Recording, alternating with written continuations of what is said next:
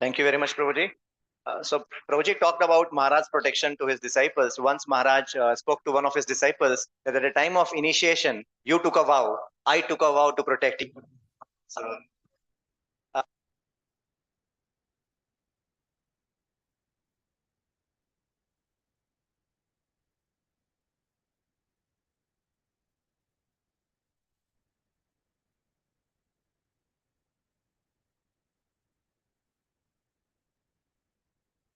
So for some of you who may not know, His Grace Yugal Kishore Prabhu is a very senior disciple of His Holiness Bibi Govind Swami Maharaj.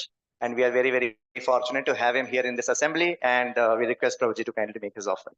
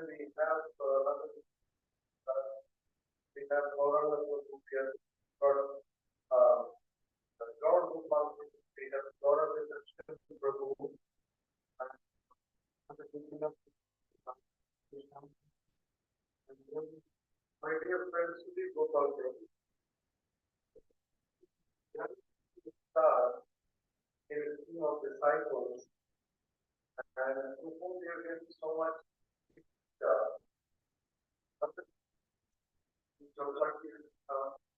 importance of picture in the subject matter of which we are all here for. So then I said, I should be so eternally indebted. I still remember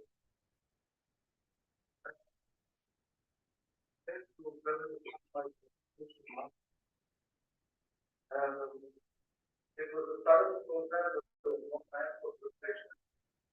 And then suddenly I think upon the fixed response of Bhagavad Gita by explained Bhagavad Gita, and that failed my spirit for the start. And I did again some questions for the why did it. So therefore the galaxy of stars that are present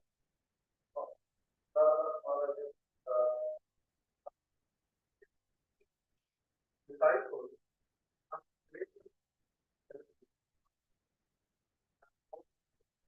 the important conversation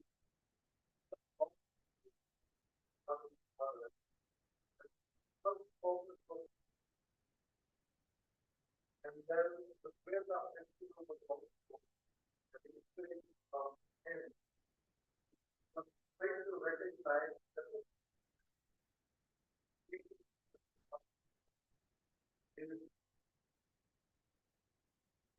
of our generation here doesn't feel today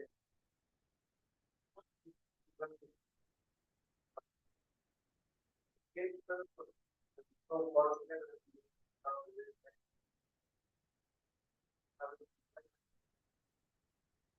what's up also reminding personally give me body sensation consciousness and I enjoy his association. Thank you very much.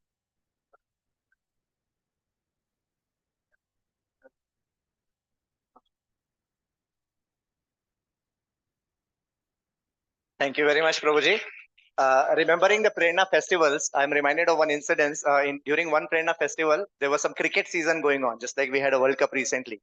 And His Holiness Radhanath Swami Maharaj and His Holiness Devamrit Swami Maharaj were supposed to give a talk on cricket, seems. And Gaurang Prabhu, to kind of give that cricket flavor, he, tossed a coin to decide who will go first, who will speak first. And then when he tossed the coin, he asked Maharaj, what would you choose? Maharaj said, obviously tails. I'm always tails. I don't like to be heads. I request Vraj Krishna Prabhu to kindly come and make his offering. And while Vraj Krishna Prabhu is coming, I request Anand Vallabh Prabhu to be ready, please.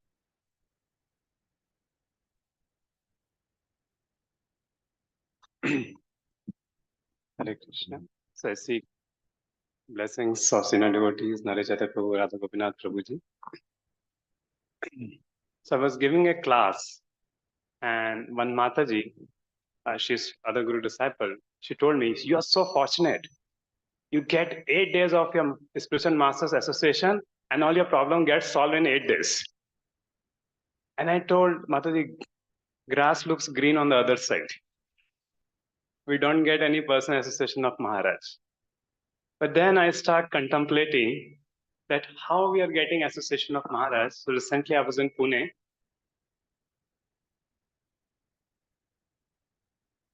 I'd gone for eyelids.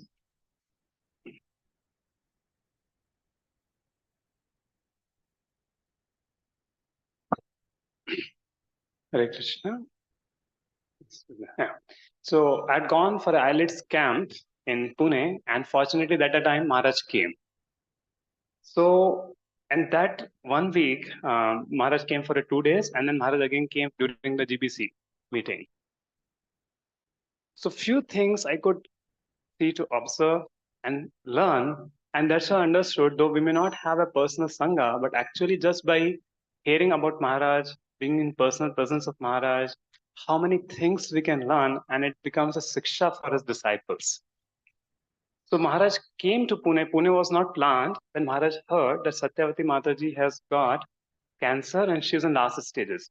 Even the Pune brahmacharis were not knowing that Mataji is on the last stage.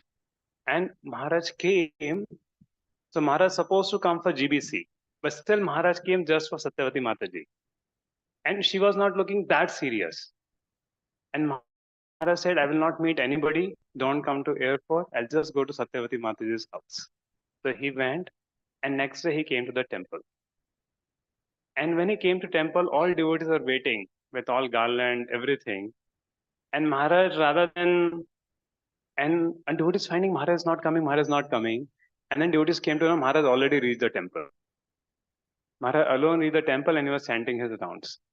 So how Maharaj is so unassuming that no welcome, nothing. And after Maharaj, all devotees came. And Maharaj wanted to be in seclusion. And Maharaj wanted to visit the temple. An evening satsang program was there in Pune in the garden. 5,000 devotees came, or more than that, probably 7,000 devotees came. And Maharaj wanted to visit. And Maharaj Rasham said, Maharaj, it's difficult, but we can make a human chain around you and then you can visit. Maharaj said, no, that makes you more uncomfortable. There. And next day, Maharaj came in ashram and he did not meet anybody in that visit. He came to ashram and came to Radhashampu's room, saw Radhashampu's lab and gave saffron to 3-4 devotees, one step after one step. It was not planned, it was requested, and then Maharaj left. And again, Maharaj comes to GBC. But meanwhile, Satya Mataji left her body. So Maharaj would have thought, no, I will come during GBC time, I will meet. So Maharaj knew exactly when to come and how he cares for his elder disciples whom had been touched from the beginning days. And Maharaj came to GBC, but this time when Maharaj came, he was meeting all the devotees, whoever came, and not personally, even in the sense embracing them, few leaders and everything. And the first day of GBC, so when I came back, I could not attend. I was not there. I went to Udupi and then came.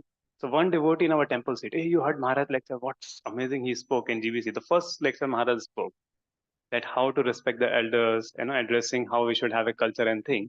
And that devotee was telling me, see what Maharaj culture, respects and values are there. So how Maharaj Siksha is creating so many transformation in the life of so many devotees. And during the Sankirtan in Pune, so one thought was there in my mind, when Maharaj is not giving initiation, when second Diksha will happen and all that. Just a thought was there.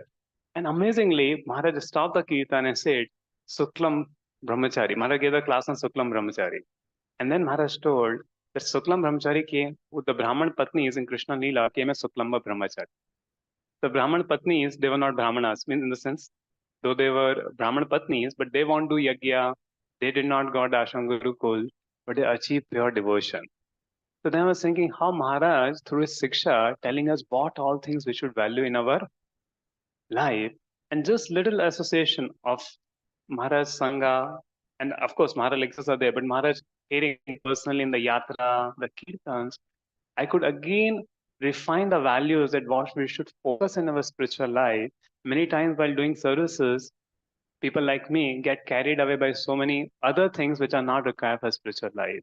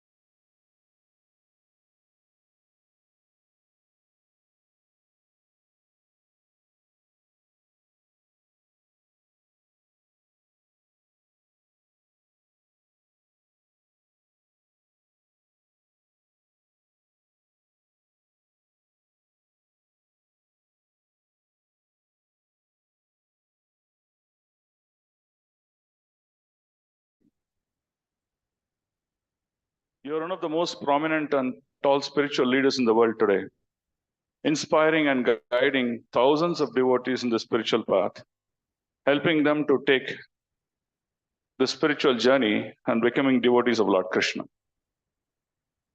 Maharaj, I got inspired few years back when I was going to the US. A devotee came and sold me this book, Journey Back Home. The US flights are quite long. They take many hours to reach. So this entire journey, I was just going through reading your books. I read this book and I was so much inspired how at the age of 19 years, you really got this, what do you say, an inner realization, and then you travel to India. And your journey to travel to India is also very interesting. I said, this shows your enthusiasm.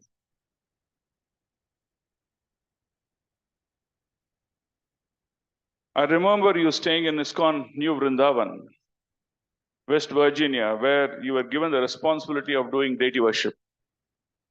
To worship the deities, you had to take bath several times in a day, and it was too cold out there and there was no hot water. So in fact, the temperature would be so low and the water would turn almost into ice. And you would break the ice and take ice water bath. You did all these things without any hesitation. I was so inspired. How can someone be so much devoted? And all these examples, when I read about your life history, it inspired the priority of Krishna consciousness one should have in our life. So this really motivated me so much, Maharaj. I follow some of your projects that you do, Maharaj. I follow your projects at your Bhaktivedanta Hospital. And we received a magazine once. It's called the Vidyapita Patrika. So there was a very beautiful article when I went through this, what is happening in this hospital and how patients are being treated in their last journey. It really touched my heart, Maharaj. You're so wonderful that you had this vision to create a hospital, not just to treat the disease, but you're treating the consciousness and helping them to reach back home, back to Godhead. Maharaj, under your leadership, I saw many students from top universities. They go study Bhagavad Gita and Vedic literatures. I see your programs on a constant basis. You keep connecting with these universities and you personally visit them and you enthuse and motivate many of these students. And I personally know some of these students who first timers attended your class have become excellent devotees today.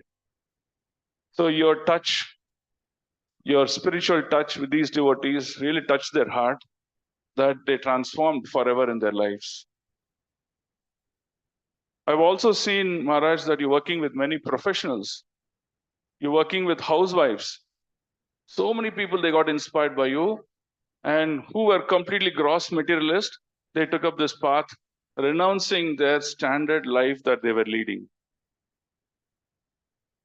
Some of the lectures, Maharaj, that you gave in these forums, where great leaders in today's corporate world, great leaders from big institutions, where they were listening to your presentations and they really appreciated so much. At one point in time, I used to track all your programs and the forums that you used to go and perform these activities. So your speech in these forums have helped many people to find meaningful purpose and inner fulfillment. And that's a big transformation, Maharaj, that you've given to the society today. Maharaj, I once heard in the month of Kartik, your lecture. Your Kartik lecture was so touching. I mean, it was a very long lecture. It was going for, maybe 1.5, 2 hours. And I was just thinking that, this lecture should not end. It should go on. That's the kind of nectar that you are offering us. It was really so deep and so touching, Maharaj. Maharaj, I also, got to know some of your projects. The one project that really, sort of a highlight that I liked was your iCamp project, which you do it in Barsana, where thousands of Rajavasis, they take the benefit of this iCamp project that you do. See, today, you see Barsana and all these places. If there is an issue, I don't know. Of course, Lord Krishna will help them. But from a financial standpoint, there's a big difficulty. And your projects have been really touching each and every souls in Barsana. So this Barsana Eye Camp project was very, very appreciative. And I'm very much pleased that you're doing such wonderful services. And your team is also getting engaged for these services. Whether be it a doctor at one of the yearly health camps or ashram resident learning and serving at the Bhakti Center in New York, a Bhakti recovery group leader for those healing from addiction, or a volunteer serving meals in those days, all these people, you've touched their hearts. And it has been really transformatory to see and hear from these disciples how your vision have taken them their longest journey of spiritual life. Maharaj, today I connect with many of your disciples.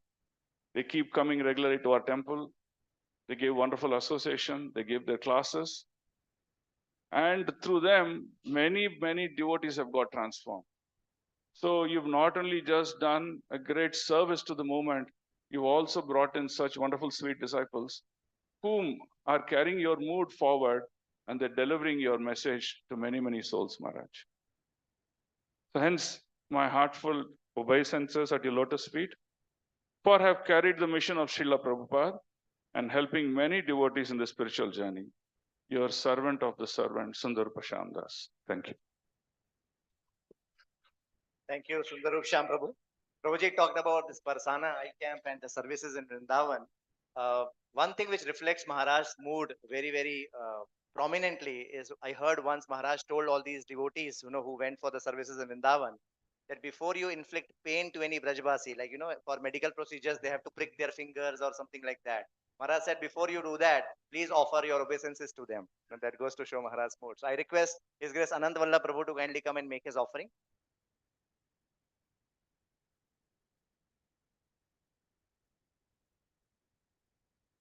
Hare Krishna. So I'd like to seek blessings of all the assembled devotees here. So there are so many wonderful, unique qualities of Maharaj. So within few minutes, I'll try to say something about Maharaj, 2 or 3 qualities. And Maharaj's entire life, Maharaj, every class, there is one quality we always hear, we see. What is that? Humility. So I was just trying to understand, Maharaj's life is actually based on humility. Maharaj's every walk, talk is based on humility. When Maharaj wrote this journey home, so I was trying to analyze what exactly is this book all about. So then the analysis it is just like whenever we watch a movie, at the end we'll come to know who exactly is the real hero. Similarly, whenever we read any book, at the end we'll come to know what exactly happened for the entire book. So now, whenever we read any book, there is one particular tone that book speaks about. So every book, like any autobiography, means the author is trying to tell something to the audience. So he becomes like a teacher. The tone is like a teacher. But if you read Journey Home, here the tone of the book is not of a teacher, it is more of a seeker. So here we see that entire book is based on is a life story of a seeker. So it is an autobiography, but the purpose of this book, one devotee was explaining, Maharaj actually told that the entire purpose of writing this autobiography is actually, what is the conclusion? Conclusion is, anybody reads this book, they see Maharaj went so many places, he met so many gurus. At the end, he came and surrendered to one real hero, and that is Srila Prabhupada. So here, that is the purpose of the entire book. So at the end, we'll come to know it is autobiography, but again, we can see the humility of Maharaj in the tone of the book. So then Maharaj is also very practical. So recently I was hearing Chaitanya Charan Prabhu, he was mentioning, he asked Maharaj, it seems. So he said, Maharaj, because all of us know Chaitanya Charan Prabhu is a very good writer, editor. There are so many senior sannyasis, so many senior devotees came to him that, please edit, you have some services. So Chaitanya Charan Prabhu went to Maharaj and he said, Maharaj, so many seniors are asking me to do so many services. I would love to do these services, but unfortunately I can't do it. Number one, many times it happens in our life also. Devotees give service. We want to do, but we can't do. Now, first challenge. And second challenge is if we don't do, then we are displeasing to senior devotees. So Chaitanya Chanpu is, first of all, he is a good analyzer. He was in confusion. He went to Maharaj, and Maharaj wonderfully he spoke. Maharaj said, the real humility means to know and understand we can't do what we want to do. Actually, we want to do so many things, but we should understand that we can't do everything. And second thing is there will be all possibilities to displease others, but we should still continue on services. This Maharaj spoke very nicely. So a couple of things about leadership. Once in one of the Vyasapoojas, Bhakti Charu Maharaj was there in the Vyasapooja, and Bhakti Charu Maharaj made a very interesting statement that Radhanath Maharaj is a leader in mode of goodness. So everybody said Haribol, Haribol, but many of us we didn't understand. I was also, someone devotee went and asked Bhakti Charu Maharaj after the Vyasapooja, Maharaj, you mentioned Radhanath Maharaj is a leader in goodness. How to understand this? So then Bhakti Charu Maharaj gave a very wonderful explanation. He said, leading means it is in the mode of passion when it is connected to expansion and just expansion. And this is leadership in mode of passion. But Maharaj's leadership is mainly mode of maintenance. It is mode of goodness. It is more of maintenance. That is why I call Maharaj as a leader in mode of goodness. And Maharaj also, once Maharaj was saying, we have so many empowered devotees, but we need so many empowered leaders. And Maharaj said that empowered leaders means they should know how to give space for empowered devotees to serve. So many times as leaders, what generally it happens is we give some instruction and we expect them to do it. If they don't do it, there is chastisement. So Maharaj's mode is not just giving instruction and chastising, but it is encouraging mainly. So that encouragement is Maharaj's wonderful quality. And also Maharaj has got such a wonderful clarity about whatever he does. And he is very practical also. So in one of the European countries, one devotee, Maharaj's disciple, he asked Maharaj directly, Maharaj, actually I don't get your personal, many of us also have this problem. Maharaj, we don't get your association directly. And second thing is, I'm not a part of any counseling system because in that particular country there was no counseling system. But how do I survive? What I should do? So Maharaj said very beautifully, you should follow these 3 points. Number 1, be Krishna conscious. Number 2, be happy. And number 3, just serve the local authorities and please them. So very practically Maharaj gave. And another interesting story is about when Kolkata project, all of you know, there was Prabhupada's where Prabhupada appeared.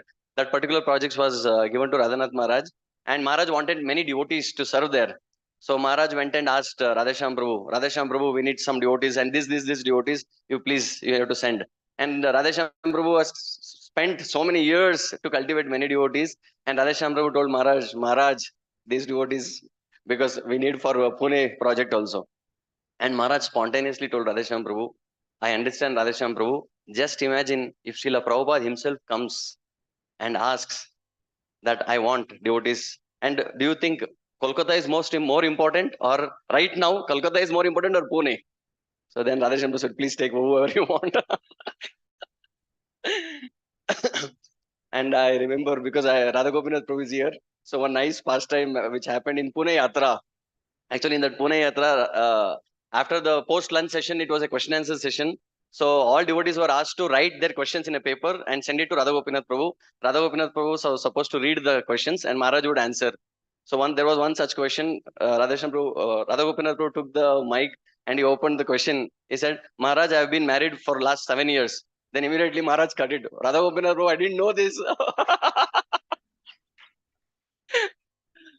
So Maharaj's wit and humor is so amazing. So I'll conclude with one last pastime. So one time there was a Mayapur Kartik Yatra, and there were first time some around 25-30 Chinese devotees from China had come. So they were very excited to meet Maharaj, to hear from him. So they were waiting, and they somehow found that Maharaj will come behind the pandal to sit on the Vyasasan. So they went after the class. They went and caught Maharaj. Then immediately they asked Maharaj, can you please give class for us? So when I heard this, what Maharaj would have told, because Maharaj is so busy, so thousands and thousands of devotees, Maharaj is busy, he has to meet so many other devotees. But in this situation, Maharaj spoke so beautifully. They asked Maharaj, can you give class? Maharaj said, I will give my heart. So that conveys everything. So that is a speciality of Maharaj. His Holiness Radhanath Swami Maharaj ki. Thank you very much.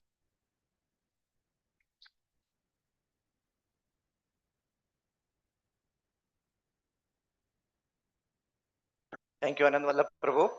So may I request His Grace Prem Nidhi Prabhu to kindly come and make his offering, and I request Prem Nidhi Prabhu also to enlighten us with the meaning and importance of Vyasapooja. So while Prabhuji is coming, since Anand Vallabh Prabhu was talking about humor, I just got reminded that once His Grace Gaur Gopal Prabhu had got a fracture and he had a low caste, that fracture caste. And then Maharaj saw him, he said, you have a low caste. Now after some time, you will become an outcast. Yes. Thank you.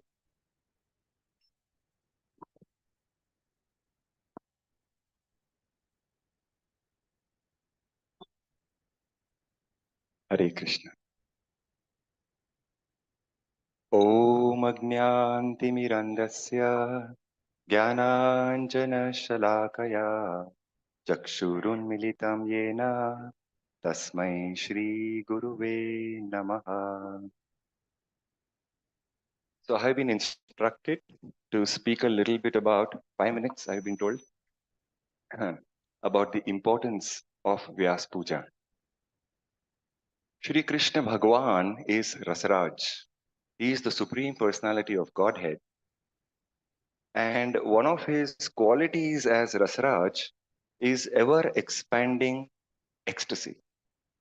In fact, Shri Krishna is not just ever expanding in ecstasy, all the 6 rasas, all the 6 opulences, beauty, knowledge, power. By the time Krishna knows his beauty expands. By the time Krishna knows his wealth expands.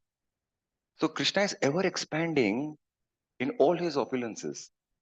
And the personality who plays one of the most important role in this expansion is Shri Balramji.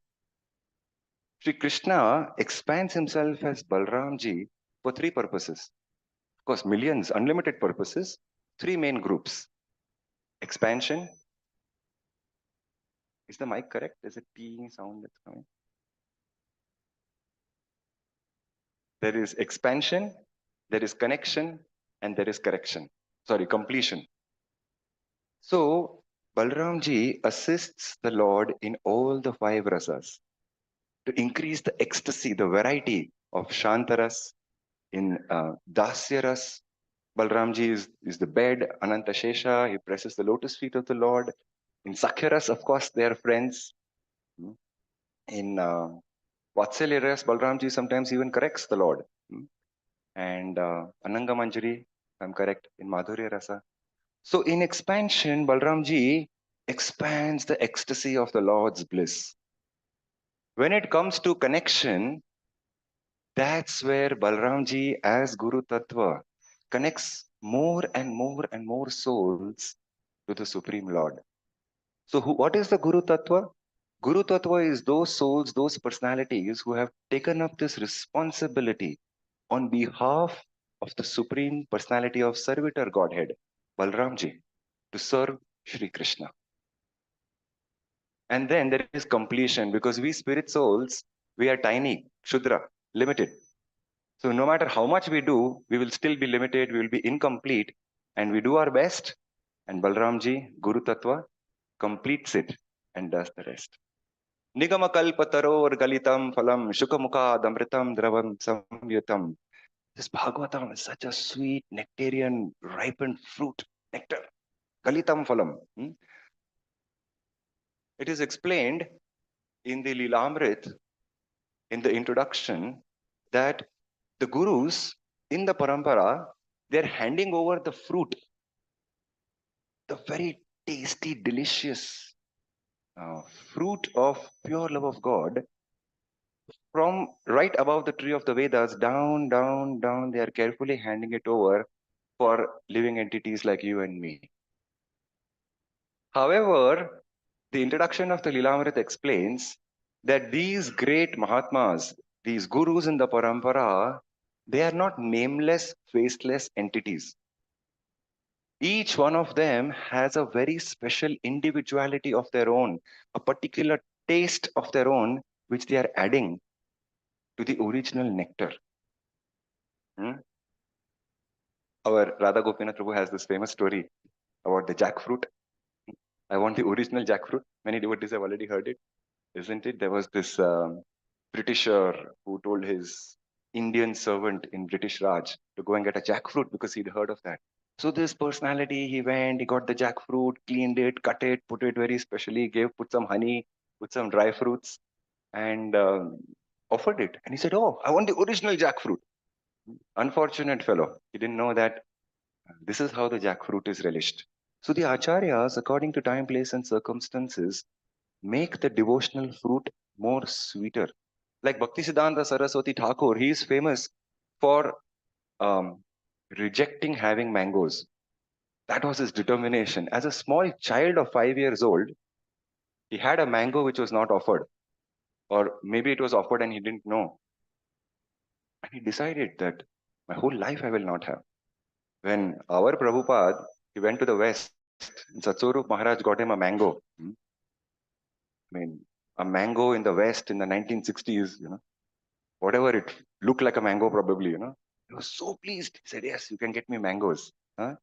So each one of us have our individuality in devotional service. Then what unites us? Because we are different. What unites us is the Vaishnava qualities. What unites all the acharyas in the parampara is the Vaishnava qualities and the goal. Amongst all the Vaishnava qualities, the greatest is gratitude. There's so many varieties of gratitude. There is at least gratitude. There was one fellow who asked the other guy the time. He said 1 o'clock. He gave him one tight slap. He was spending. He said, "Thank God it is not 12 o'clock." At least gratitude. Then there is affection gratitude. There is so much, love pouring. Then the feeling of gratitude. Then there is appreciation gratitude, where we use our minds to look at the positive and truly appreciate and feel gratitude, even if it doesn't naturally come. Then there is adversity gratitude, the litmus test to liberate us from the cycle of birth and death. Tattenukampam sushamikshmano punjana evatmakritam vipakam ridvagvapurbir vidadan namaste jivetayo muktipade sadaiva jivetayo. So in adversity, if we have trained our minds to see the benefit of that, if not immediately, at least later, because if the immediate situation is too overwhelming, it may not be possible to be grateful immediately. And then there is always gratitude. When Ravan was killed, Vibhishan ji was not willing to do the Antim Samskara. At that time, Lord Ramchandra told him that now the soul is out. We need to respect. Always gratitude. Even when Hanuman ji, he came and he asked Lord Ramchandra that you have distributed all the wealth. Now what have you left for me? When the Lord was giving wealth, the Lord gave him an embrace. He said, "I don't want to give you something because I want to remain in your debt. I always want to remain grateful to you for your service, because there is nothing in this world that can repay the service that you have given me, because that is the highest devotional nectar."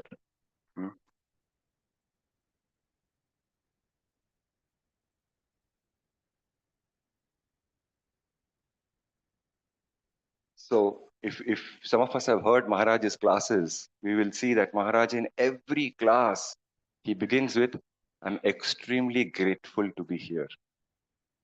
So the mood is the same, the actions may be different. For Raghunath Das Goswami to experience simplicity, it was just few drops of buttermilk a couple of days. Bhima, on the other hand, needed 50% of the food of the Pandavas every day. So we have our own individuality, our own growth, our own actions, and there is the mood which will inspire us to take the actions. Because I have heard many times devotees saying, "Prabhuji, you have experience at Radha Gopinath temple. What is the mood of Maharaj?" Have you heard of this? What is the inner mood of Maharaj? No? So the mood is the same. We've got to discover what actions in our lives will help us to reach that mood of gratitude. If we want to associate with Radhanath Swami Maharaj, Maharaj just said, you can hear my lectures. And within those lectures, we will hear the mood of humility. We will hear the mood of gratitude, the mood of simplicity, so many moods. Hmm? How do we, how do we get that mood? That happens when we take the actions in our lives, which will help us to achieve those moods. I have so much more to share, and the time is short. So I will seek all of your blessings, and we pray that on this holy day, we follow in the holy footsteps of the great acharyas in their mood by practically applying it in our own lives, in our own actions, which help us reach that mood. Thank you very much. Hare Krishna. His Holiness Radhanath Swami Maharaj ki jai. So this is, in my understanding, Vyasapooja, that in our own personal individual ways, we appreciate and glorify Maharaj's mood. Hare Krishna. Hare Krishna. Thank you very much, Prem Nidhi Prabhu. Yeah. So some of you may not know, His Grace Prem Nidhi Prabhu is one of the first devotees who came in touch with His Grace Radhesham Prabhu in Pune. So Radhesham Prabhu expanded youth preaching in Pune. And I have heard from my seniors like Krishna Kishore Prabhu and everybody else that Prem Nidhi Prabhu was the very first devotee in PICT college there who actually brought the revolution in youth preaching, which we see in Pune now. Thank you very much, Prabhuji, for enlightening us about Vyasapooja. And also you talked about the 4 or 5 kinds of gratitude. That was really nice. At least gratitude, affection gratitude, adversity gratitude, always gratitude. Thank you very much. So may I now request Her Grace Tulsi Lata Mataji to kindly come and make her offering. And while Mataji is coming, regarding gratitude, once somebody asked Maharaj, do you ever get disappointed when you face so many problems? So Maharaj said that if you realize what Krishna has in store for you, your eyes will get filled with tears of happiness and gratitude. Maharaj said. Yes, Maharaj.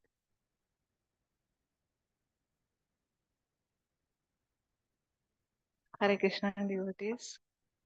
Namo Vishnupadaya Krishna Pristhaya Bhutale Srimate Radhanath Swami Iti Namine.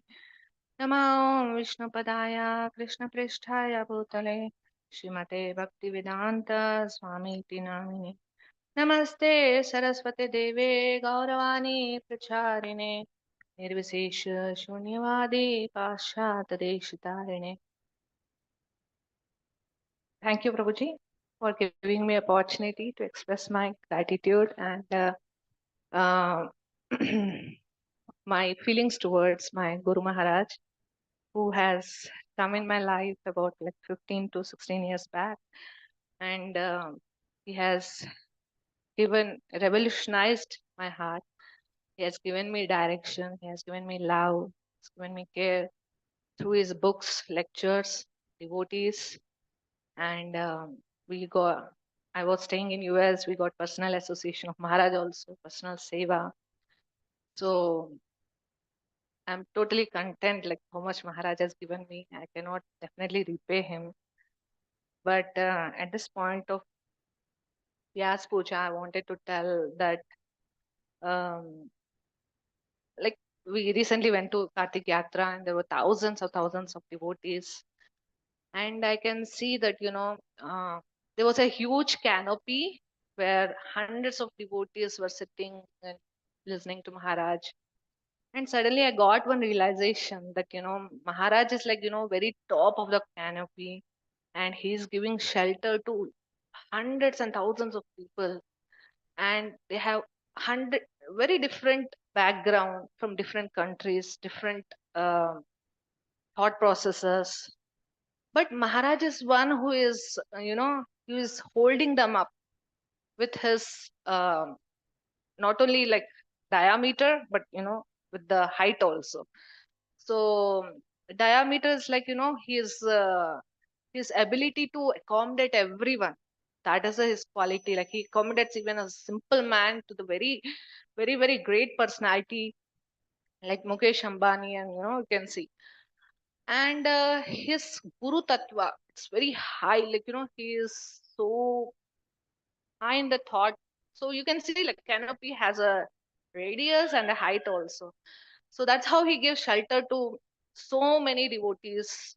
And I can see his quality. And maybe because of Maharaj, only the thousands, 10,000, 12,000 devotees came to Kartik Yatra. They all got fulfillment. They all were happy, jubilant because of presence of one person who is a Guru Maharaj. So I felt like this time, like it is 73rd Vyasapooja. And when I met Maharaj, he was like quite young, like 58, 60. And now I can see Maharaj is aging. And it's kind of,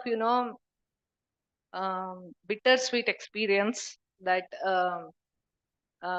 we have something to look forward for next generations.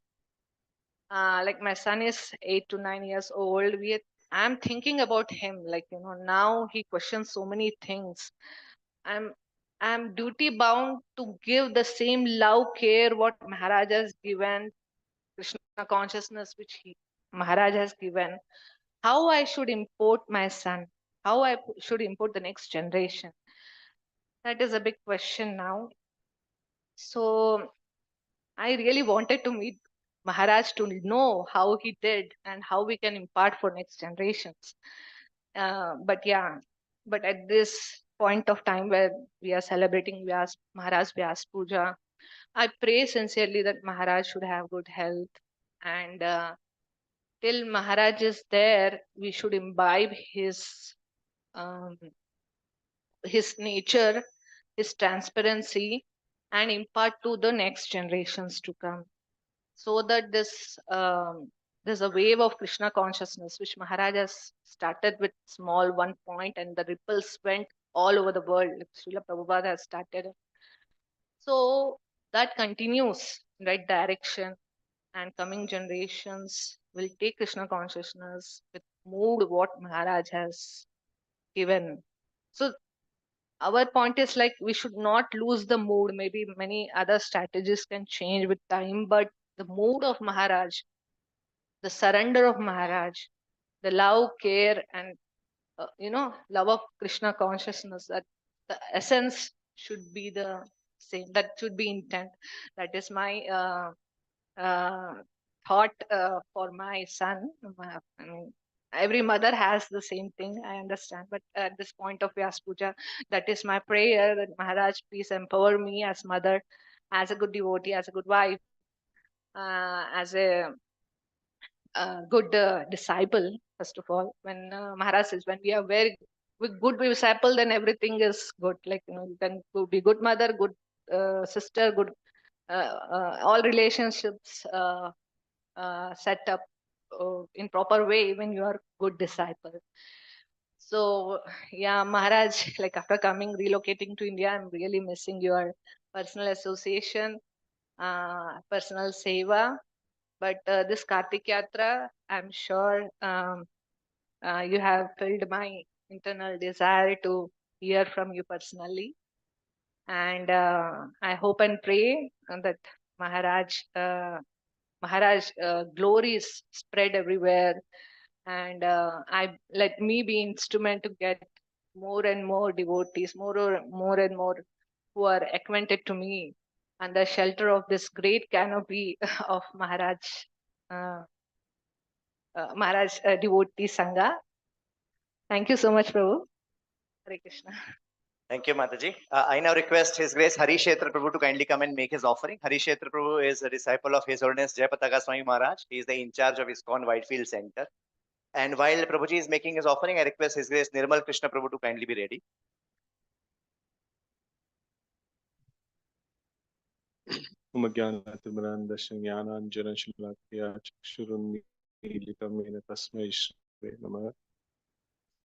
As I came in and I saw the mood and this one theme over here is of gratitude, and I was also thinking in the same lines.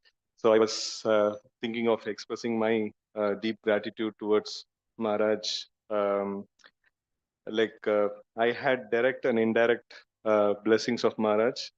So in my initial days of my brahmacharya ashram, so I was there in the Chopati ashram. So then like I was during that time, so Maharaj also was there. So I could able to get the association of Maharaj through Vani, and then two important hugs in my life which I can never forget.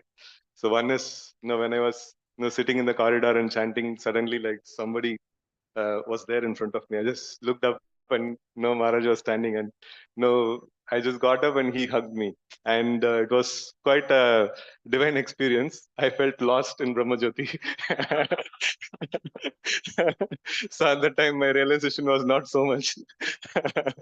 So then the similar kind of thing happened with my spiritual master also. After my initiation, like I went in. And that was a little bigger hug, and I was completely lost. So like that was one incident, and then also a lot of personal association during that time. So we used to have brahmachari classes, and one time when we had brahmachari class, then after that all the brahmacharis were going out of the hall, and Maharaj was sitting just in the exit of the hall, and he was distributing oranges to all the devotees. So it was quite a touching and very nice personal experience, and especially his Vani. It is very important that we connect with any personality through the Vani. So there may be so many interactions, so many things that may be happening, but we are decoding it through our material intelligence. So that is not that much of a. It's definitely it inspires, but then the real thing that actually can help us to transform our heart is the Vani.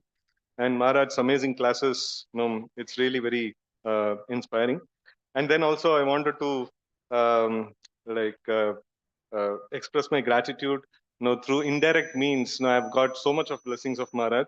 So by association of his disciples, so many senior devotees, like right in the beginning days of my base, His Grace Shubhavilas Prabhu was there, and then Sanatan Rishi Prabhu and Sham Gopal Prabhu, though he's not disciple of Maharaj, but then like he had so much of inspiration, from Maharaj, and he also used to express so many times.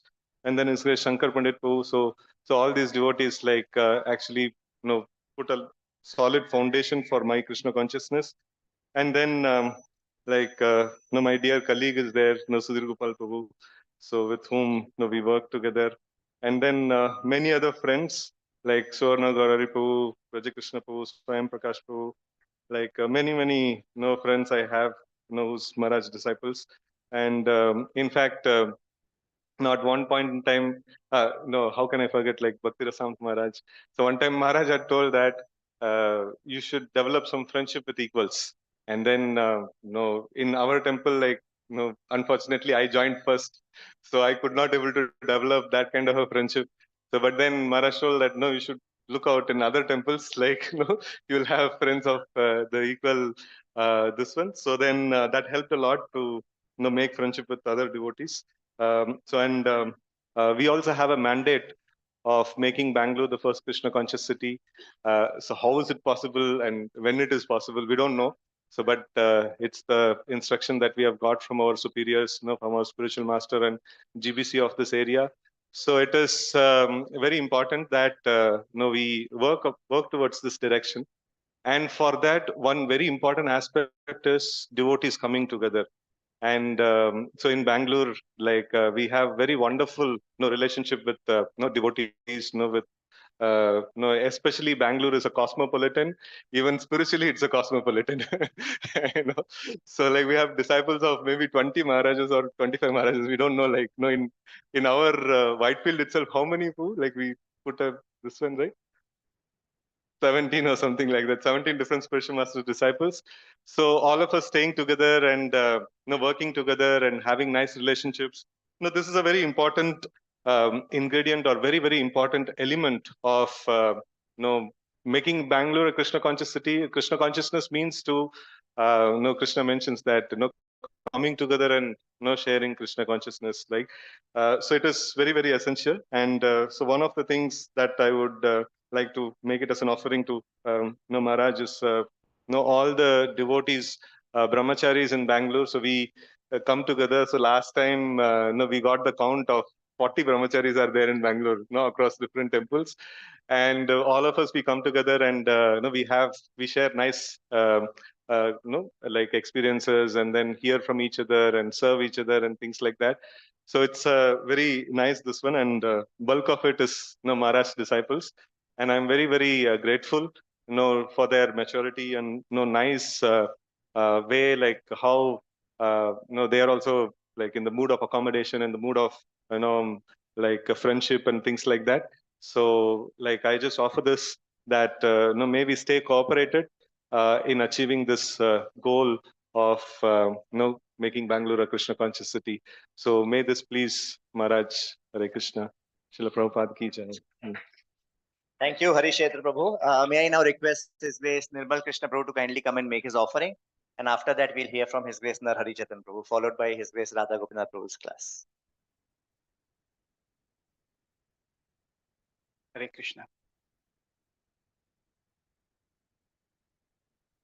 So, His Grace Nirmal Krishna Prabhu is a disciple of His Holiness Bhakti.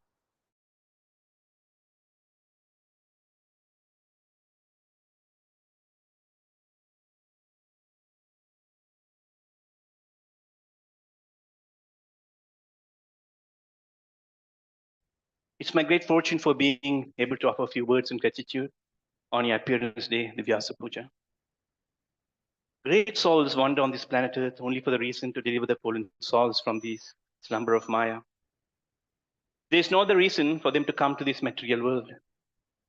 By the unconditional mercy of His divine grace, Srila Prabhupada, we are blessed to have you as our spiritual master. Out of thousands of people gathered in the Pandal program, Srila Prabhupada recognized you as a sincere seeker and called you to sit beside him. It's not an accident. You had deep love for Sri Vrindavan Dham.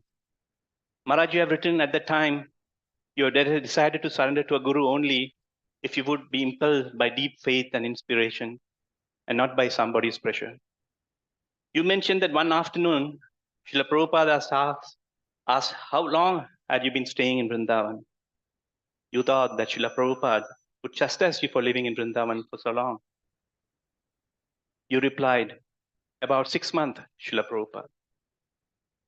After a minute, long pause and gazing into your eyes, Srila Prabhupada replied, rubbing your head affectionately, very good. Vrindavan is such a wonderful place. You displayed quality of renunciation even at a very young age. You had habits that were unconventional by middle-class American standards. You refused to sit in chairs while eating and preferred to sit on the floor, which your parents forbade. Then a compromise was made that you would stand at the dinner table. You got your new clothes washed again and again until they looked old before you agreed to wear them. You scraped your new shoes with rocks till they looked worn out. You idolized the poor and having better things than others embarrassed you. Once at a country club dinner, you disrupted everything and ran away from the table on discovering that the serving was your classmate. You ran out of the club so as not hurt your friends' sentiments. Even as a child, Maharaj, you were very sensitive to others' feelings. Now we see that at every step of yours. While crossing the border into India, you were not allowed. Your heart was anchoring to enter India, and you promised the immigration officer at the border that someday you will do something good for the people of India, and that we are seeing now. The Sikh officer relented and stamped your legal entrance into India. Later in 1988, you came back to India and headed the project in Mumbai. You established the Radha Gopinath temple and ashram at Mumbai ashram and a spiritual community. The way you build this community of dedicated members at Mumbai is a classic example of your extreme tolerance. The community premises where you lived in the late 1980s was poverty-stricken. The neighborhood was noisy. It had rats, the size even cats would fear for company. Even by the Indian standards, the place was disgustingly dirty. Yet you, Maharaj, lived there happily, chanting the names of God and influencing others through your sterling qualities of tolerance and patience. You constantly absorbed in selfless service, hence you easily transcended the physical surroundings. The German philosopher Friedrich Nietzsche said, I would believe in a God who could dance. Krishna is known as an expert dancer in Andapara who dances in Rasalila, the dance of joy and love, in the pastures of Vrindavan. Maharaj, you wonderfully explained this in one of your classes that we can also experience the sweetness of God by sincerely chanting the holy names of God. The holy names are also great and sweet. They are great because they can destroy the negativities from the heart. And at the same time, the sweetness of the holy names can also be experienced by spiritualists who chant with great feeling of love. These were your realizations, Maharaj. I have no words to thank you for what I have received from you all these years in the form of Bani and Vapu. I would like to conclude my offering with a prayer from Hari Bhakti Sudodaya quoted in Chaitanya Charitamrita. My dear Vaishnava, seeing a person like you is the perfection of one's eyesight. Touching your lotus feet is the perfection of the sense of touch. And glorifying your good qualities is the tongue's real activity. For in the material world, it is very difficult to find a pure devotee of the Lord. Thank you very much. Radhanath Swami Maharaj ki jai. Thank you very much, Prabhuji. So Vyasapooja is an opportunity for us to remember what our spiritual master expects from us. So we have a lot to learn from the intensity of a strong sadhaka that Maharaj is. We have a lot to learn from the humility of a sevak mood that Maharaj has. And we have a lot to learn from the cooperative mindset of a sahayak that Maharaj has. I would request His Grace Narhari Chatan Prabhu, Temple President of ISKCON Cultural Center, South Bangalore, to kindly come and make his offering. And while Prabhuji is coming, I'd just like to share one thing which Radhesham Prabhu had once told us. He had said that if you want to give some gift to Maharaj, the best gift you can give to Maharaj is, number one, cooperate with local temple and render services. Number two, respect my God brothers. And number three, always make an effort to follow Trinada Pisuniche. That's what Maharaj expects his disciples to do. So we would now hear from His Grace Narhari Chatan.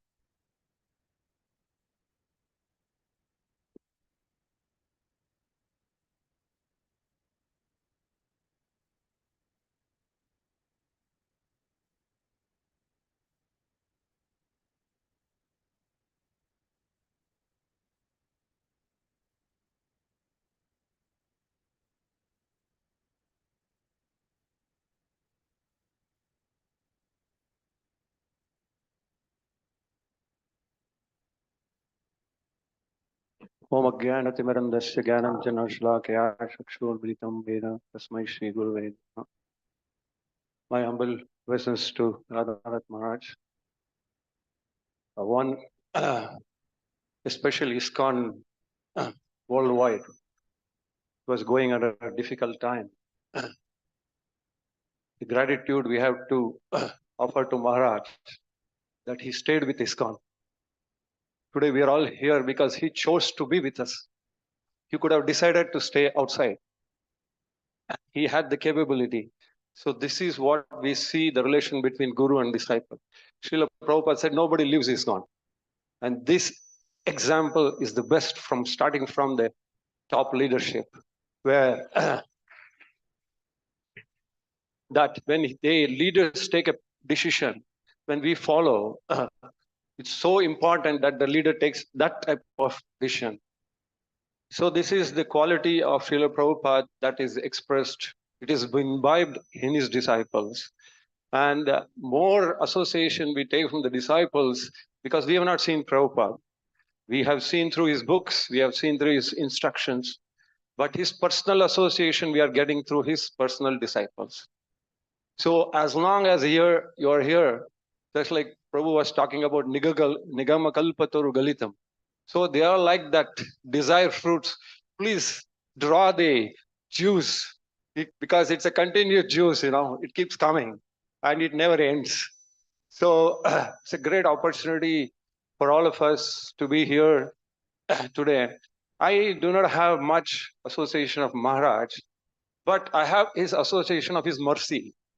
In the form of, first thing is Radha Gopinath Prabhu is here. Second was Radhesham Prabhu. Because this temple is so full of Radhanath Maharaj's mercy, all disciples, they keep coming here. So those vitamins, they have imbibed something in me. I'm just retaining. I'm trying to see how to go forward. If not for Radha Gopinath Prabhu, it would have been very difficult for us to progress. Because when he was coming, sorry, I'm just glorifying him in the sense, it is his disciple. Because when he was coming to Bangalore, he was like enlightenment for me, because we were just outside the temple. We didn't have much association. And at that time when they came, it was like an oasis and we get water. I have so much great indebted to him, and what a coincidence of a glorious spiritual master's appearance day. We have Radha Gopinath Prabhu also has appeared here. I never thought after Suvan Gauri said Radha Gopinath Prabhu is coming, so I thought it's a perfect match. The thing is about the devotee care which is coming from Maharaj, what I see from Radha Gopinath Prabhu is that unless the care for the devotees are there, then the temples are useless. So today, any foundation which is there in this, it is coming from these exalted devotees, and but not the least is Bhakti Rasambar Maharaj. So much association he gave me an inspiration to go forward. Now and then he calls me up, I call him up, take in inspiration. It is very necessary to keep association, such exalted devotees. They have seen the world in the form of what their Guru Maharaj wants.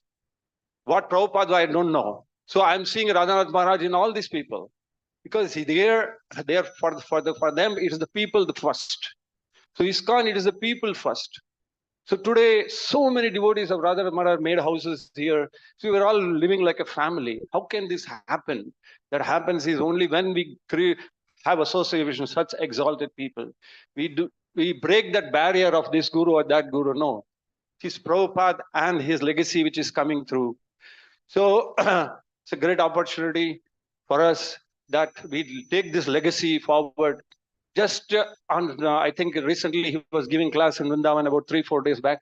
Radhanath Maharaj, he made one very nice point when Srila Prabhupada came with, I think, 42 devotees to Vrindavan there. He came with 42 devotees. The whole Vrindavan, they were jubilant that so many people have come forward. I was just imagining Radhanath Maharaj brought 10,000 people. See, the legacy of the Guru, the disciples are exceeding that. But the Guru is happy, just like Bhaktisiddhanta Thakur, how many mutts he had. But Srila Prabhupada exceeded that. So that's the spirit of the parampara. So we are all fortunate. Please, each one of you connect with this association of personal. I don't know how much we get, but certainly their instructions are there. Their books are there. And wonderful devotees are there. Make your life success. And all the temples which are coming up, it's a great oasis where all of us can come together. Just like Radha Gopinath Prabhu told me, when deities come, so many things happen. So already many things are happening. So let's all stay together and carry the legacy of Radhanath Maharaj to future greater heights and heights. Thank you very much. Hare Krishna. Thank you, Prabhuji. A few months back, when this temple was inaugurated, everybody was glorifying Prabhuji for his inspiring leadership and vision for this wonderful community coming up. I now request His Grace Radha Gopinath Prabhu to kindly come and enlighten us. Naresh Chandran was talking about this personal instruction from Maharaj or Maharaj's instruction. Once one devotee went running to Maharaj, Maharaj, please give me some personal instruction. Maharaj said, come to my Bhagavatam class tomorrow. So Maharaj said that whatever instructions I want to give, I give in my classes. So His Grace Radha Gopinath Prabhu, of course, all of us know, but just for the sake of completeness, so Prabhuji is one of the senior most disciples of His Holiness Radhanath Swami Maharaj, and one of the first, brahmacharis to have joined the Chowpatty Brahmachari Ashram, and of course, since then, he is one of the presidents of ISKCON Chowpatty. And we are very, very fortunate to have Prabhuji here, and we'll be hearing words of enlightenment from Prabhuji.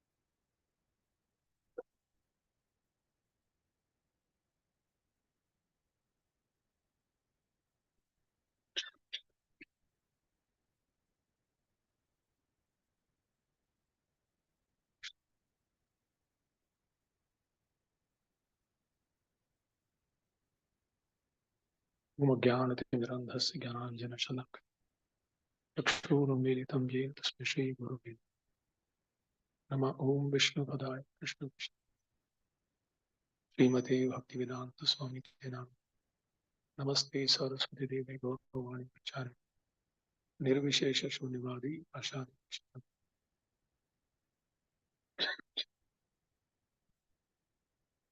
I'm extremely grateful to Narari Chaitanya Prabhu for giving me this opportunity to be here this evening.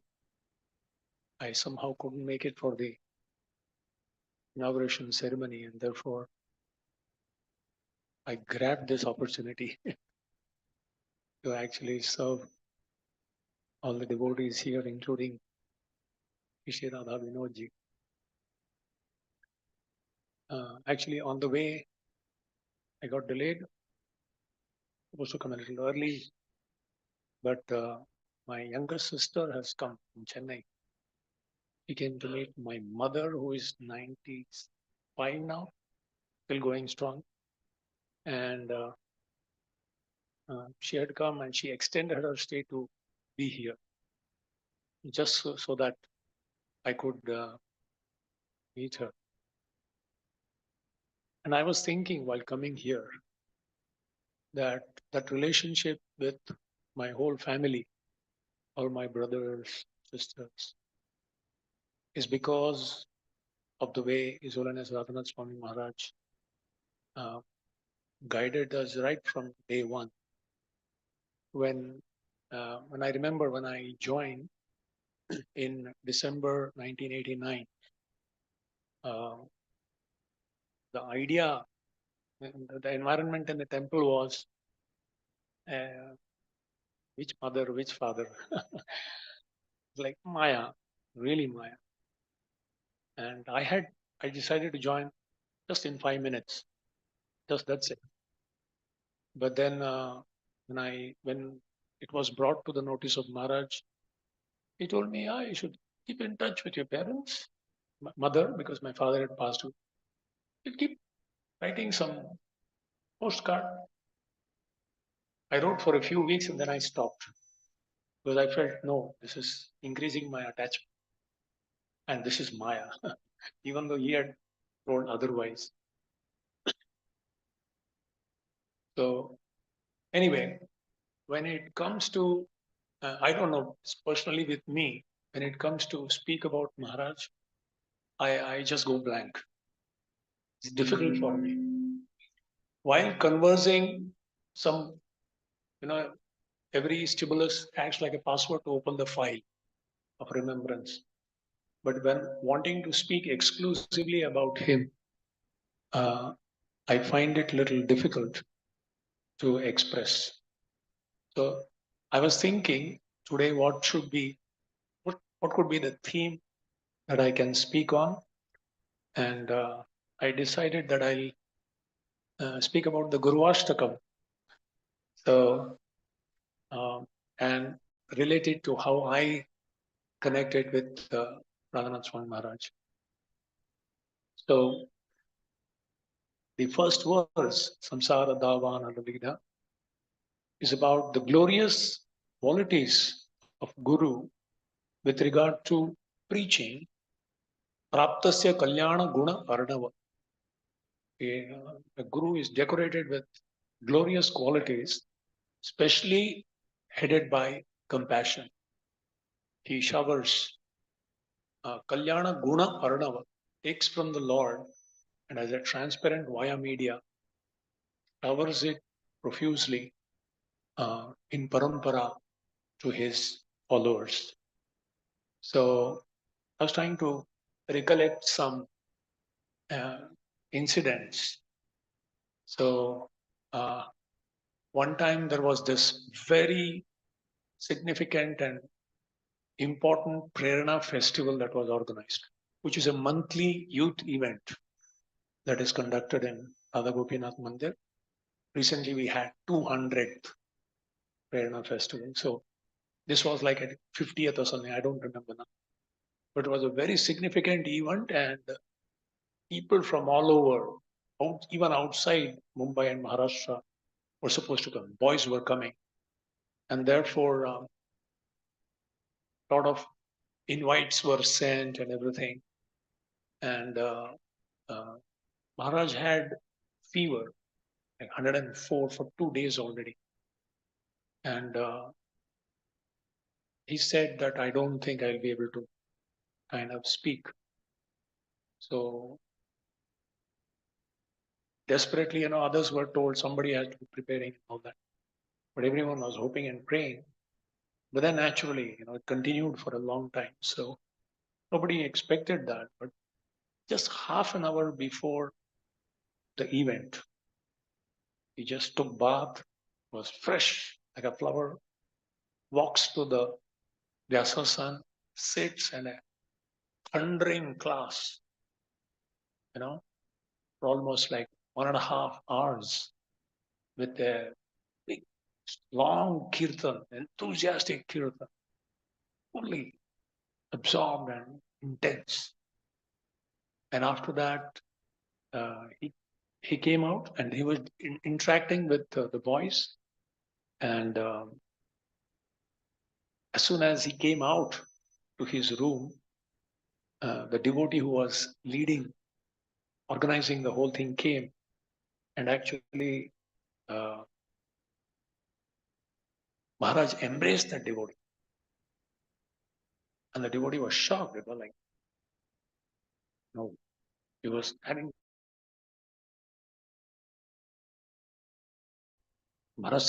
He said, Maharaj, you have high fever. And Maharaj made a statement, he himself expressed. He said, I don't mind dying 100 deaths if I can please you in exchange. The devotee was recollecting this. I mean, this is just a glimpse of how much all the followers of Srila Prabhupada simply extend themselves. His Holiness Jayapatak Swami Maharaj.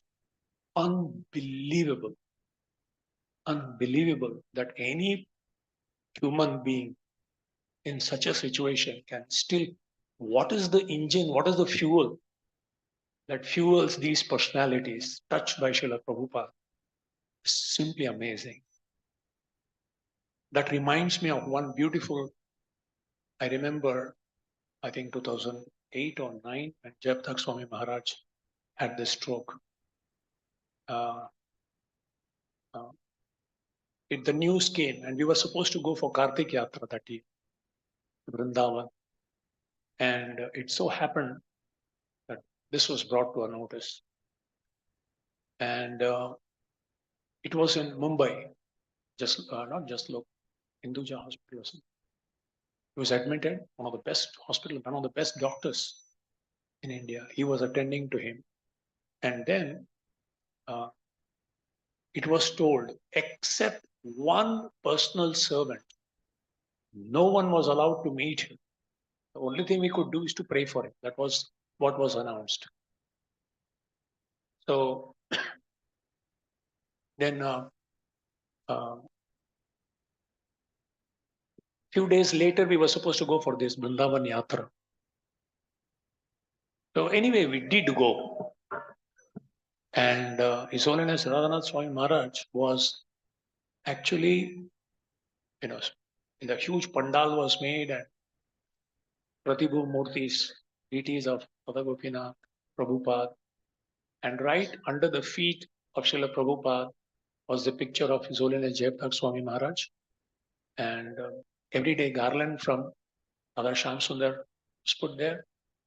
And Maharaj began that Kartik Yatra by saying that many of you must be wondering, how come we can have and observe and celebrate Kartik Yatra in Vrindavan when one of our senior most leaders is literally fighting for his life? But then he said, I was thinking, what is the best way to serve him and please him? And what would please Srila Prabhupada? And then I realized the only thing we could do, which the doctors also expressed, is only you can pray for him. And then Maharaj said, if the only thing we can do, the best way we can do is to pray for him, I was thinking, why not 5,000 Vaishnavas praying in the holy month of Kartik, in the holy land of Vrindavan. What could be a better way to serve him than, this? And therefore we are here. And for all the 10 days, the last kirtan after the lecture, he would speak only in the evening. Morning, we all go to different places. Every kirtan was dedicated for the overall well-being and health of His Holiness Jayaprakash Swami Maharaj. And every night, just at the conclusion of the Bhaktivedanta Hospital Director at that time, Radhanath Prabhu, would read a full report on the update on the health status of His Holiness Jayaprakash Swami Maharaj. And the amazing part was we returned back from the Kartik Yatra, and that year, next year, January, we have our annual Pune Yatra. We go to Pune in the Mafatlal Bangalore, gather together and do Shravan Kirtan, 2-3 days. And the most surprising thing was His Holiness Jayaprakash Swami Maharaj, in spite of doctors' advice not to go, he got onto a van and drew all the way from Mumbai to Pune, 3.5 hours drive. Can you imagine? Kartik has fallen sick, and January is just 4 months. He drew all the way. He had the glasses on, dark glasses on. He came, he said, I came to know that all of you, under the leadership of Radhanath Swami Maharaj, prayed for me in Vrindavan. Therefore, I have come here to express my gratitude to all of you.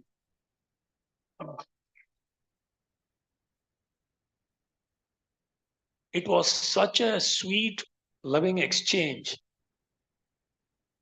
Hundreds of lectures on, Vaishnava etiquette, relationship, loving, sweet exchanges on seminars would not have convinced about the concern for each other's welfare and serving to please than this just one incident.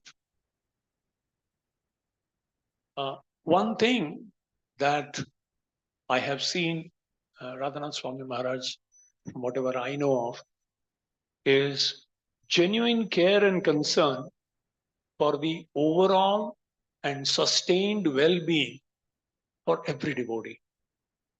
Overall meaning every aspect of the care of a devotee. Because devotee's body, when the Bhaktivedanta Hospital was opened, he said, we say the devotee body is a temple of the Lord. We put tilak, marking it as a temple of the Lord, dedicated to the service of the Lord. How can taking care of the body of Vaishnavas be mundane service? So that was the philosophy. And of course, we had so many doctors working here and there. Why not come together? And while making an earning, also serve the Vaishnavas and serve the society. So that's how the overall and sustained well-being has always been his priority in taking all decisions. So I remember in 92, 93 itself, he established the counselor system. Practically nothing existed practically at that time, but he established this counselor system. And one time, His Grace Shruti Dharma Prabhu asked Radhanath Swami Maharaj spontaneously to just speak about devotee care in London, Bhaktivedanta Man. And spontaneously he spoke. And while speaking, he made a statement which I personally wrote it down. And I feel that can be like a like a, motto or a statement, mission statement for devotee care. Especially all the leaders should be asking this question.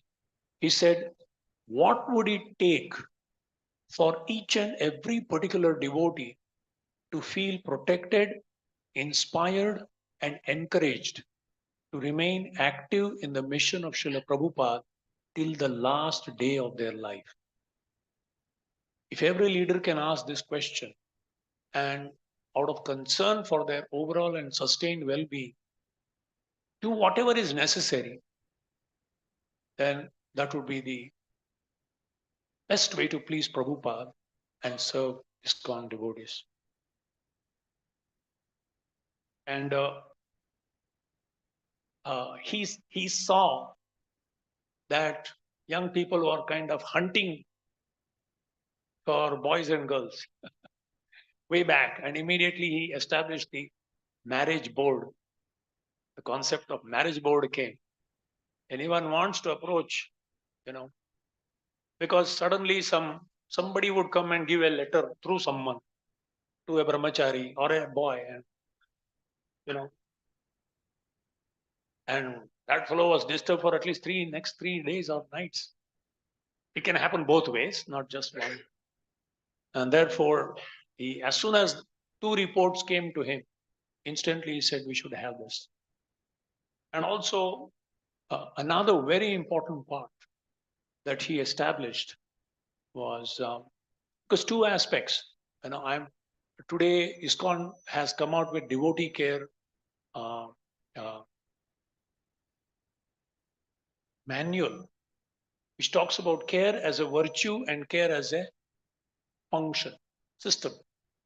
So not only the leaders should have the virtues, but also have systems, robust systems of devotee care. Mere virtue without system is lip service, and mere system without virtues won't sustain.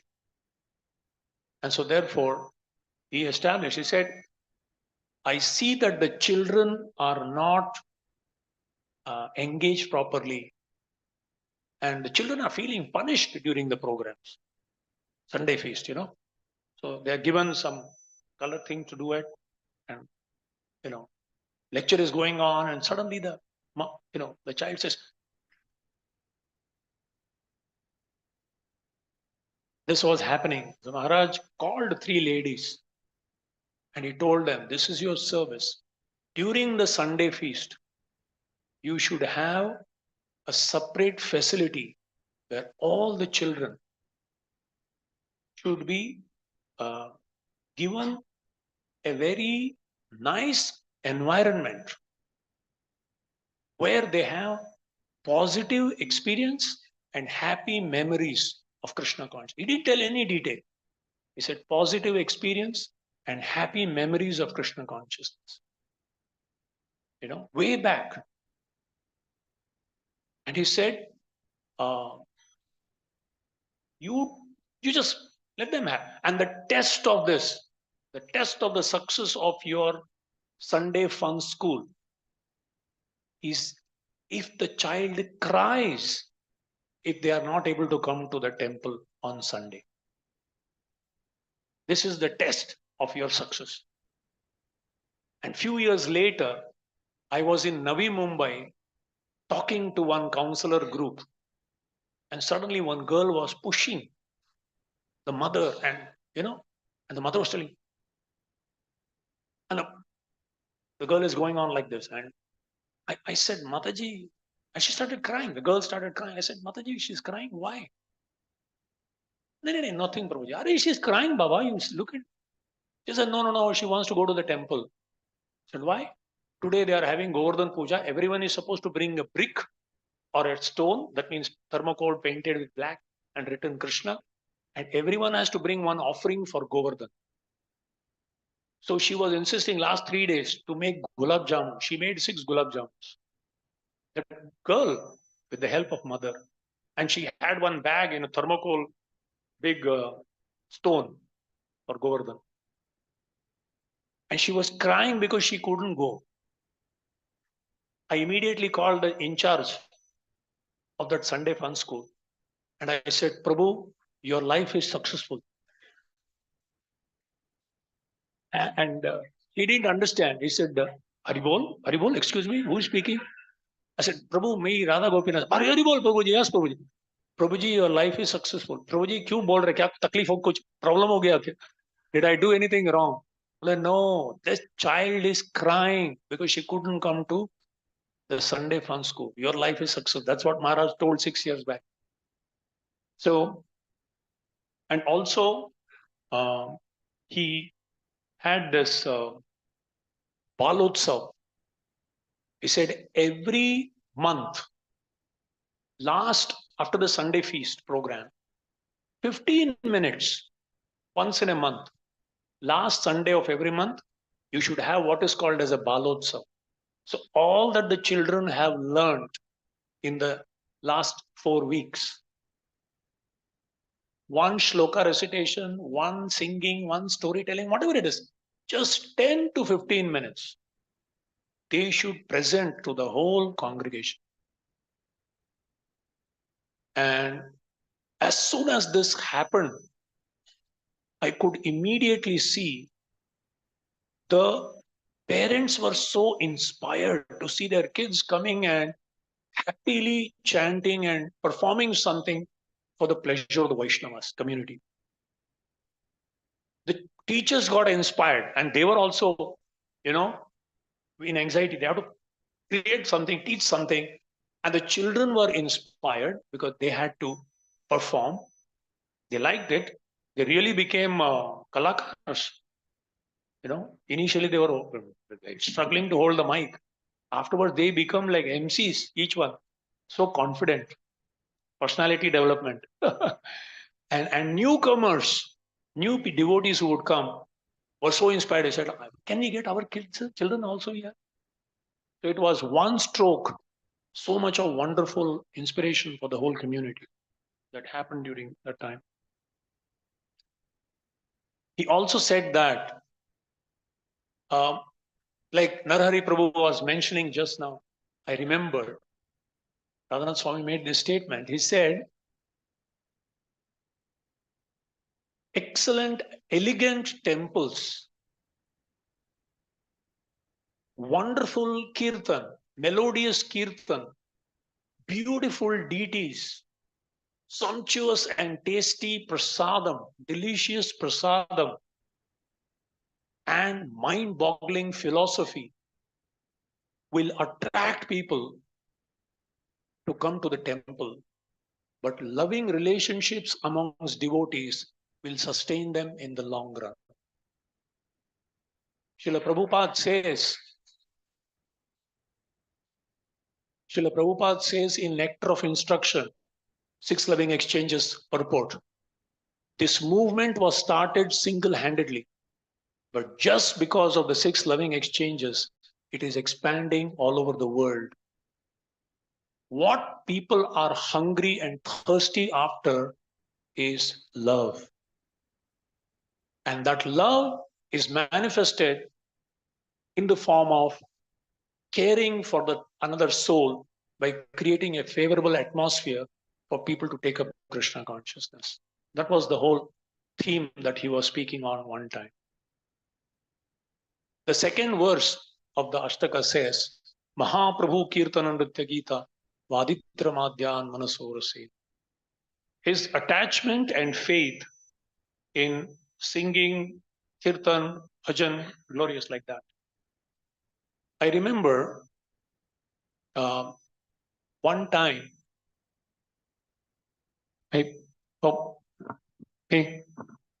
something like that, the microphone was going.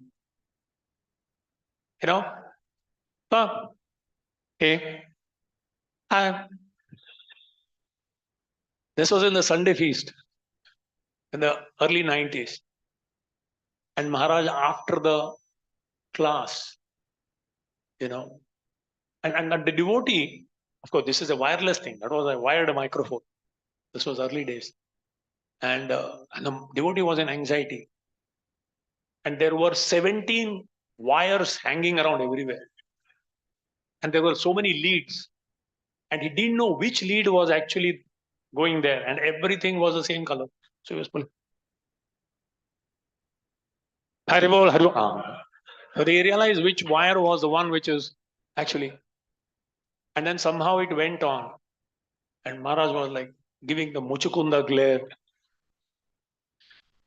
And of course, making fun. At the same time, the person who had to get the message got the message. Sometimes he makes fun of the whole situation. Somebody's mobile rings and all that. But he chastises us behind. Why don't you make an announcement? So these are the two different sides. The management side has to receive something, the others, and fun. He caught hold of the fellow's ear, pulled him to his room, and some Dakshina thing of Maharaj and some Vyasapooja, I think, over there. He just gave it. He said, no, before that, he actually took the wire. He took the wire and he said, he looked at the devotee and he said, what is this? He said, wire, Maharaj. No. What is this? I mean, what can he say? I said, he can't say wire again. So he was just kind of, he was short circuited. So Maharaj said, he held the wire and he said, these are the arteries and veins of Harinam Prabhu. He said, every wire should be of different color. If it's a green one, you should know that the green one should go there. And he said, turn them around, put a wire around it and keep it. Don't have this Brahmagant, everything is mixed up and you don't know which wire goes where. So everything should be nicely wired up and kept and, strapped. Strapped nicely. Another time, the sound system was not working. Again, the sound system fellow, others are enjoying. If you have seen, any time he gives a talk, especially when we go for Harinams, Yatras and all that, to Holy Dhams, the first thing he asks, could everyone hear? Could everyone hear? And suddenly somebody says, the sound system wala had it. And even if you see, even now, today, this time in Puri, it was 10,000 people. But sound system was pakka. There is a whole team which went 5 days in advance to set up the sound system. And in Vrindavan during Karthik, even though the devotee who is in charge of sound system may be shivering in cold, but all the sound system will have blankets at night so that they don't become soggy, the diaphragm. Be more concerned about that than this. And it is not that it has happened by chance. It's about focus and prioritizing. He did say, our whole philosophy is founded on Shravanam. It's only Shravanam, then comes Kirtanam, Padasevanam, Archanam. Said, if Shravanam is not happening, I want the best sound system to be installed here. So that is something that he was very kind of particular about. And then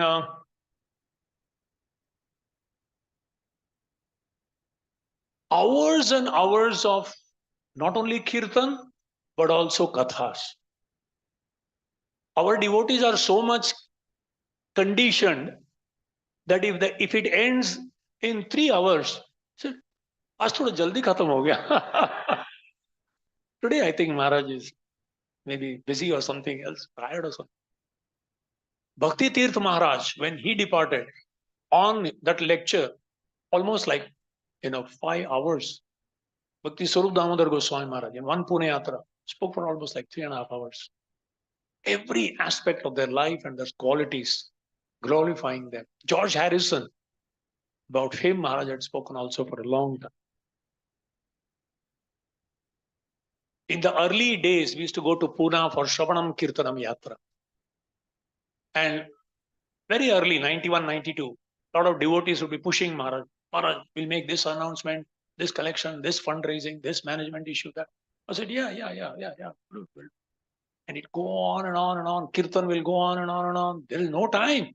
Ultimately, everyone has to go to the train because the train will leave at 5 o'clock. And it takes 10 minutes to go to the station. And it's already 4:30. And Maharaj is still going on Kirtan. Nobody can stop him. And almost like 4:40 he would end and said, is there any announcement? And in 2 or 3 minutes, whatever had to be told, and everything would happen. Convincing that you just engage in Shravana Kirtan, things will be taken care. Third verse is Sri Vigrahara Dhananityanan. Attachment for the deities and to serving them and inspiring others to do the same. Yuktascha bhaktamscha niyunjatopi.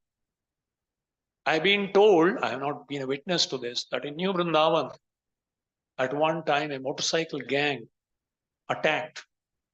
They wanted to actually destroy the deities. And they actually attacked. Most of the devotees ran for their life. But I am told that Maharaj ran to the deity room and made sure that the deities were safe. So that was something that was very much inspiring to hear.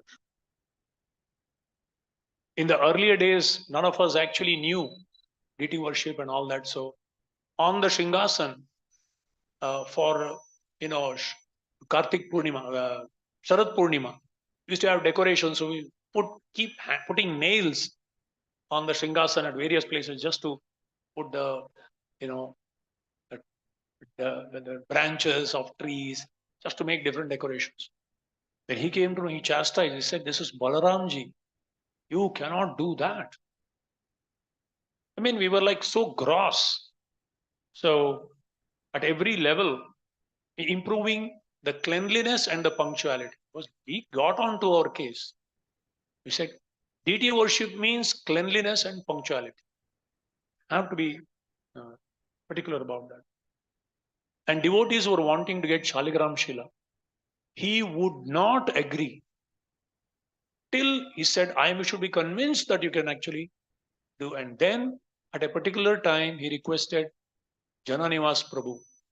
And from there, from Mayapur, Jananivas Prabhu sent one Janardhan Shila that's being taken care by devotees here now.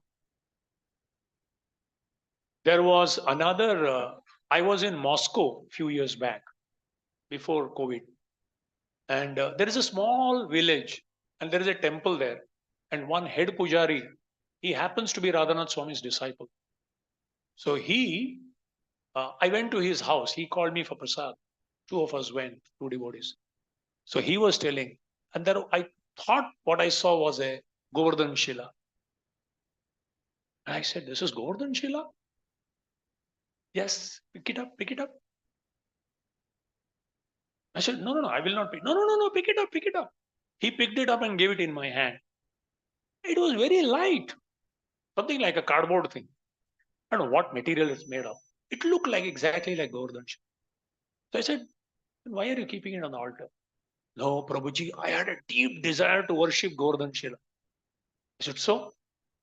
I went to Maharaj once and I told him. So he said, no. So he got disappointed. But other devotees said, no, Maharaj is testing you. So repeatedly, he asked someone else to, recommend on his behalf. And when third time he went personally and told Maharaj, I want to worship Govardhan Shila. Maharaj said, yeah, you can choose another spiritual master. That's it. And he left. Be very particular that it shouldn't be taken cheaply. Serving the deities itself shouldn't be taken on a very sentimental basis.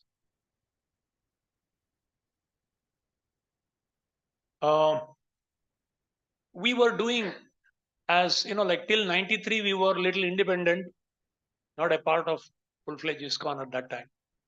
We are used to doing so many things independently. and in our own way. But after that, when the DT, when we were a part of ISKCON from 93 onwards, then Maharaj specifically made it a point to said, for anything. There was one devotee who was chief head pujari at that time. His name was Madhvacharya Prabhu. So Madhvacharya Prabhu was doing something which was a little whimsical. So Maharaj called him and he said, the head pujari of Radha Gopinath is His Grace Jananivas Prabhu. Even Prabhupada told me, this is how you do worship of Shaligram in New Vrindavan. And if you need any more information, contact Jananivas Prabhu. So I have been ordered by Prabhupada. So he is the head pujari of this. And you are an assistant pujari. First he said, you are an assistant pujari for doing all this nonsense. So,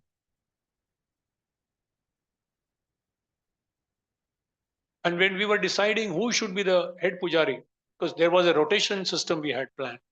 So we decided who should, in 2 years, every 2 years we had a rotation system, just so that no one feels they're expert. At the same time, everyone becomes an expert in everything, or at least develops appreciation for what others are doing. Otherwise, each one thinks I am doing the most insignificant service. So we were thinking about who should be. And the shocking thing was, we were thinking of somebody who is very agile and very dexterous and very good in dressing and very quick. And Maharaj had a totally another person in mind. He said, I think Sankirtan Prabhu should be the head pujari. Sankirtan Prabhu is so docile, so soft. Even if there is a fire in the house, I'm sure he will go and tell, Haribol, please get up, there is a fire. I have never seen him raise his voice above 70 decibels. Even if he's fighting, when he came and joined Brahmachari Ashram, his parents came. So here were parents, here are Sankirtan Prabhu and Shamanand Prabhu and myself were sitting on the other two, and Maharaj is sitting. So they are like this. And the mother is telling Sankirtan Prabhu, to Gharaja, you should come. And Sankirtan Prabhu is telling, I stay. No, you should come. No. So Maharaj asked, they were talking in Marathi. So Maharaj asked Shamanand Prabhu, what are they discussing? After they left, said, what were they discussing? No, Maharaj, they were arguing for. Maharaj said, arguing? I thought it was a love talk. So that is Sankirtan Prabhu. But he is like a first class PR man. Once he eyes someone, that's it. He has to become a pure devotee. He won't leave him. Pakka PR man. So Maharaj, the whole idea, he said, it's not about just other things. The head pujari is the representative of the deities to the devotees. So he should have a character and a nature, which is, then he quoted Madan Mohan Temple's thing in Chaitanya Charitamrita, Haridas Pandit. When Krishnadas Kaviraj goes, Swami goes, and the thing.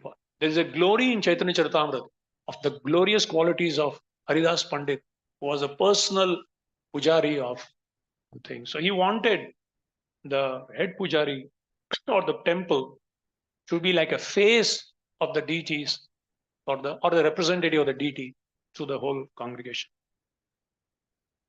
And he started so many wonderful festivals. We read about how Janava Devi, during the first Gaur Purnima festival in Keturi Gram, had this holy festival where they, share colors and they sprinkle colors. So Maharaj called the management committee and said, we will have holy festival this time. So Shamanand Prabhu said, Maharaj, don't ever do that. Said, why? You don't know India and in Mumbai how people play Holi. The Maharaj said, no, we will tell them that they will just sprinkle. That's all. So Maharaj, but Shamananda Prabhu said, Maharaj, this will be the litmus test of our congregation. But Maharaj said, no, we will see. I will explain to them. And Maharaj spoke about the sweetness of how Narottam Das Thakur and Shamanand Pandit and all these devotees were, sprinkling with love and affection on the deities. And the Mahaprasad was shared with love just to do it. And we will be doing it. Ah, Haribo. And then everyone, it was announced that we'll play Holi. And as soon as, first it was for the deities, a little bit. It was sweet and nice. And then one of the pujaris got the idea to just spread it on the corner. Everyone got up. Everyone had one plastic bottle with pichkari type and all type of heavy colors. And everyone started, it was water and colors and such thick colors which wouldn't go. It was not this organic kind of a thing. It became a mess. And it took 7 days to clean off the walls, even though they were Italian marble. In spite of that, one marble had to be replaced because the color wouldn't go. Maharaj, next Sunday, while giving the class, he said, so we had a discussion, and the most wise man of our congregation, Shamananda Prabhu, told, this is the litmus test. And I am sad to tell you, you all failed. We said, we will never have Holi in the temple again. We do it in the garden outside for the smaller Utsav Murtis. So, yeah, these are something wonderful festivities. And, Pushabhishek has another story. I don't want to go into detail that. Another thing is, Chaturvidha Shri Bhagavat Prasada Swadvanna Triptan Haribhakta Sangha.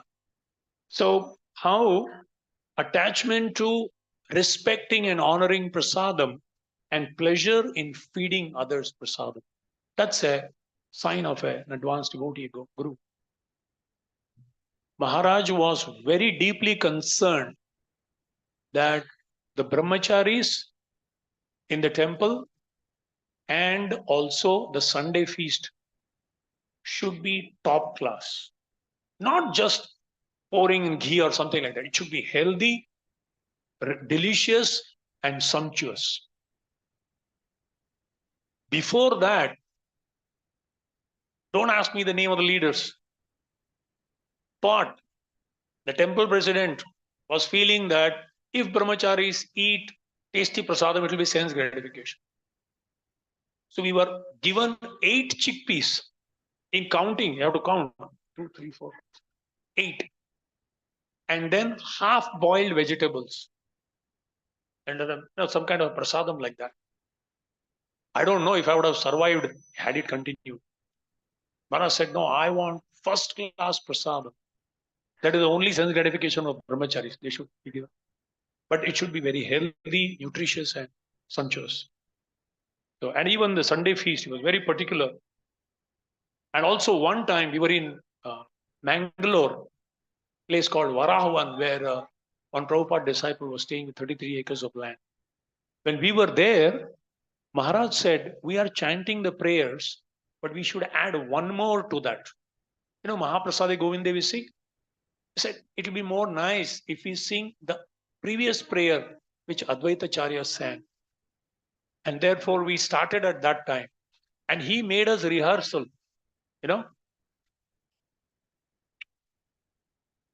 Eka dina shanti pure Prabhu Advaitera.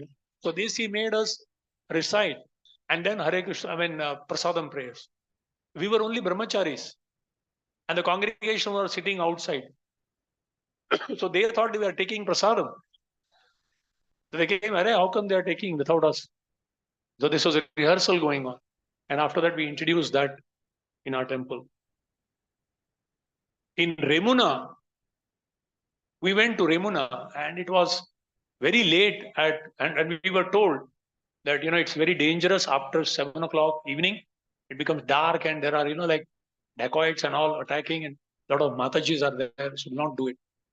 Maharaj said, no. And he started Kirtan. And the Kirtan went on and on and on and almost like 8:30. It was pitch dark. And then trying to, Radhakrishna Prabhu at that time, he was the head of, tell someone, tell Maharaj. Maharaj, Prabhuji, you go and tell. And Maharaj said, who will stop him? And after that, just when the Kirtan ended, that main Pujari came with prasadam. And we were told that every devotee will get one. We had placed an order, so one pot, small pot of kheer from Kirchor Gopinath. So the organizer said, take minute, don't give in here. Have all these trays ready near the buses. As they are entering the bus, give one pot. And so devotees went there. And when this head Pujari brought and gave it to Maharaj, Maharaj sat down and he asked every devotee to sit down. And he told, distribute it to everyone. The manager had to bring everything and distribute. After distributing, the Pujari came and started speaking about the pastime. 10 minutes went in that. And Radhakrishna Prabhu is showing us the watch. Tell Maharaj, tell. And Maharaj is telling, let us now deeply meditate on this kheer. This has been tasted by Gopinath. Madhavendra Puri would not even leave the pot. He broke it into pieces, and every day you take the dust of that pot. Let's meditate. 5 minutes went in meditation. And now let us taste. By the time we left, it was almost like 9:30 or 10 at night. And when we reached Puri, it was much later. Anyway, that was his absorption. Another very interesting thing happened. In our Brahmachari ashram, there is a seasonal change. Every season there is a discussion. Same thing is repeated over and over again. Some issue keeps coming.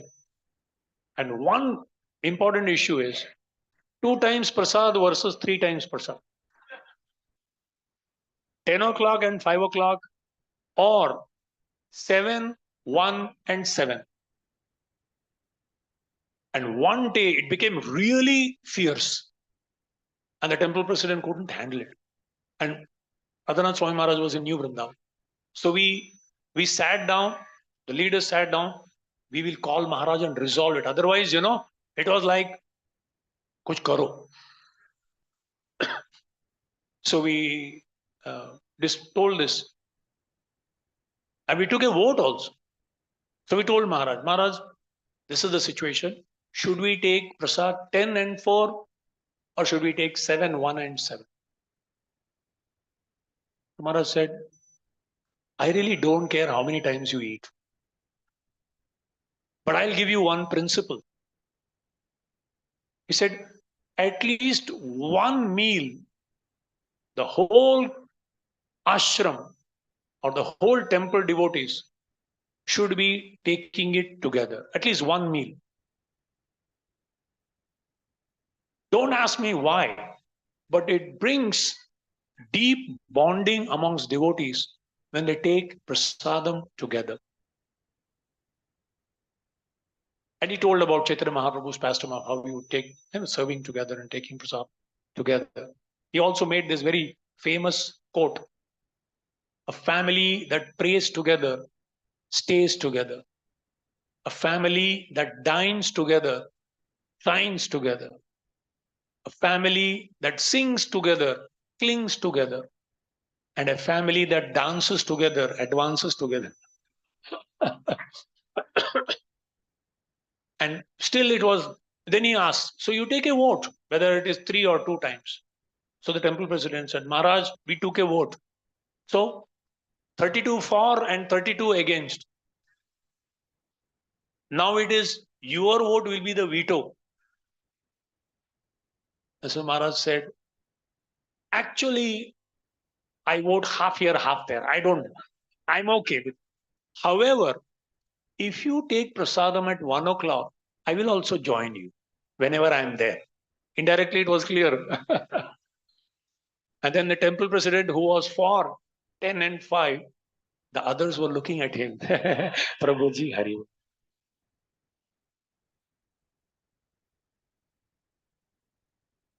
The 5th verse says, Sri Radhika Madhavayor Apara Madhurya Leela Gunam. Absorption in and inspiring others to be absorbed in the Lord's pastimes, qualities, forms, and names. I have seen Maharaj emphasizing, even at this stage when his health is not so much permitting, his schedule is also not permitting, still he makes it a point, even though the numbers are literally unwieldy, still he insists that we have to have a Dham Yatra. He's emphasizing that. And keep, Shravanam, Kirtanam together, long festival classes. In fact, his lectures are so graphic. Most of our congregation know the whole of Chaitanya Leela or Bhagavatam, including all the names and the subtleties of the pastimes and the Acharya's commentaries and conclusions, probably without even reading it once. Because just by hearing the graphic detail, the way he elaborates, it is permanently inscribed in the heart of those who are giving full attention. And you can remember that the whole life practically. And the sound effects, sometimes suddenly he starts all kind, and he makes, and eventually he smiles and says, "This is just to keep you all awake." The description of character, qualities, and pastimes. So this is something. In the very early years, 93, 94, like that, he had a personal servant. At that time, Govind Prabhu was his servant. So he would make him, as he was kind of, sometimes he was sick or sometimes he was lying down, he would say, "Just keep reading for me. Just keep reading for me." So the devotee would be reading for him. And many times it so happened that the devotee thought that Maharaj is kind of gone to sleep. So he would reduce the volume and slowly stop and slowly get up and try to walk. And as soon as he walked, Maharaj said, "Why have you stopped? Go on reading." And again he would start reading. In one Bangladesh Yatra, I think 2004 or something, 17 brahmacharis and Indradumna Maharaj, along with Radhanath Swami, we went on that was the temple management committee. We went on Bangladesh Yatra. First time.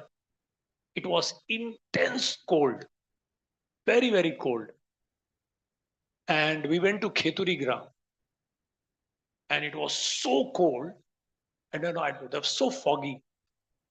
And Maharaj sat down to speak about Narottam Das Thakur at 4 p.m. And it went on and on and on and on. 17 devotees only. Or in between, the bell started ringing at 7:30 because the Aarti started. So he stopped, we did Aarti, again sat down and continued. It was 9 p.m., almost like 5 hours. Then it went on till 10 p.m. And it was actually very sweet, but it was getting cold. And next day we had to go to Benapole, where Haridas Thakur's, and that was like long distance, and we need to leave at 4 a.m. And it was almost like 10 p.m. And then at the end of it, Maharaj said, "Let's have Kirtan." Now, Shamanand Prabhu, generally he would end up always, playing the devil's advocate. So Shamanand Prabhu reminded Maharaj, we need to pack and we need to take rest, and tomorrow morning there.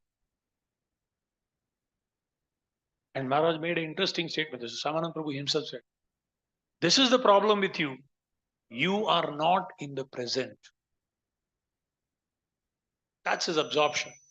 When he's into something, he's fully into it, absorbed, oblivious Because not all can afford to do that. He can afford to do that.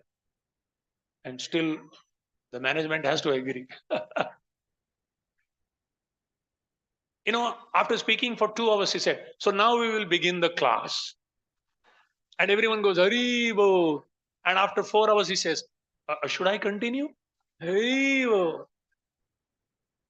So one of our very senior exalted devotees, who exactly follows in the footsteps of Maharaj, spoke for 2 hours. And then he said, can I continue? No, please. Then we realized we better not imitate. We can only follow in his footsteps take some tiny baby steps. He was very particular for absorption, not just the sound system, but the environment be comfortable and favorable. There was one lady, Kirtida Mataji. She was a brilliant translator. She is hearing and she is translating into Hindi. And she would sit in the corner and do for all the Matajis. And Krishnanand Prabhu and others would do for the Prabhujis. You should go on. And one day, Kirtida Mataji was not there. And later she came. So Maharaj asked, I didn't see you today. You are not translating. So she said, no, Maharaj, I can't sit down for long. And therefore I sat outside. Because we had decided, because it was a wooden floor, polished floor, and we didn't want any scratch. So Maharaj's standing order was no chairs to be brought inside the temple hall. But when he came to know this, he immediately, if you see in Radha Gopinath Mandir, we have sofas, permanently fixed sofas, can't shake, or very thick ones, big ones. So that was, implemented, because he said there should be this sofa. A lot of people, old people come. We don't want to moving chairs and all that, so keep that like that. The comfort of that was very important. Another time he saw people were very, very uncomfortable in the May and June, when not May, April and May, because it was extremely hot. People were packed, cramped together, and the people were sweating. So Maharaj said we have to have some system of good ventilation and air circulation. So we did some 8 lakhs we spent at that time to do some holes in Pune. They had that hot air will go and go away. We did that, nothing happened. Maharaj was so frustrated. He said, simply we have wasted time. I want wasted money. He said, I want this temple to become air conditioned. Air conditioned? Temple hall? So one devotee jokingly said, I think Gaurang Prabhu, it will be AC Bhaktivedanta Swami Prabhupada hall. Then they were giving reasons, no, we should not have, we should not have. Maharaj said, no, we have to have. And then Gaurang Prabhu, I think, told, it was Gaurang Prabhu who said, Maharaj, if you put AC, everyone will go to sleep. First class AC, so they will. He said, better that they sleep in the hall rather than be miserable and not be absorbed. I want this.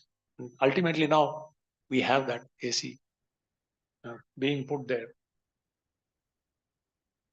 So many other, one time I messed up, I have to say this. How the sound, this is 90 or 91 like that. He gave me the sound system, or I was told by another devotee to take care of the sound system. And we went into one cave, some other cave, Brahmagiri somewhere. And I was carrying all along. And then I gave Maharaj the mic. No sound. We put it, and then I had not charged the whole thing. And that was the only thing. And Maharaj had to speak over there for that time, 60 to 70 devotees. Had to speak for 1.5, 2 hours without a mic to this group. He didn't chastise me because I was new, but he was so wild. Next time when he came from America, he got a special sound system. We call it the mouse. That was the first time he brought it. And that was like, wow, imported. sound system. And personally, Maharaj would use it himself. He said, I can't trust any of you. I can't trust any of you. He would charge it personally. And then he gave it to Govind Prabhu. He said, your life is at stake if you give it to anyone else. And so he would carry it personally. But then when he started the service, he gave it to another hefty guy. He was like a military man, Nandan Prabhu. Like a minute. He had to. बोले तू मर जाएगा चलेगा पर किसी को मत देना. He would carry always. Some people would take compassion. दे देना.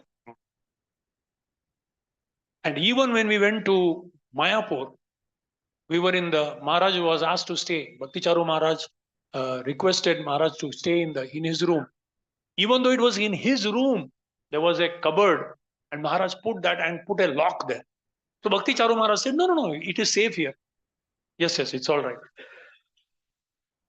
He was so particular about the sound system.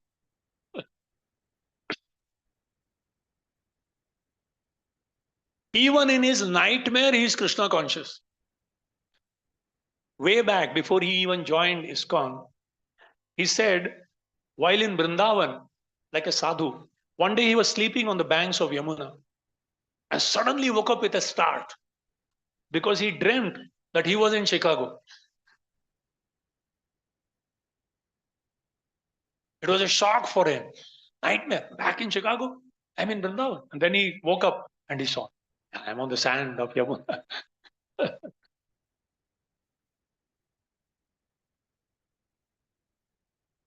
Yeah, several places. Somehow it's very particular that we visit the places and actually see those places.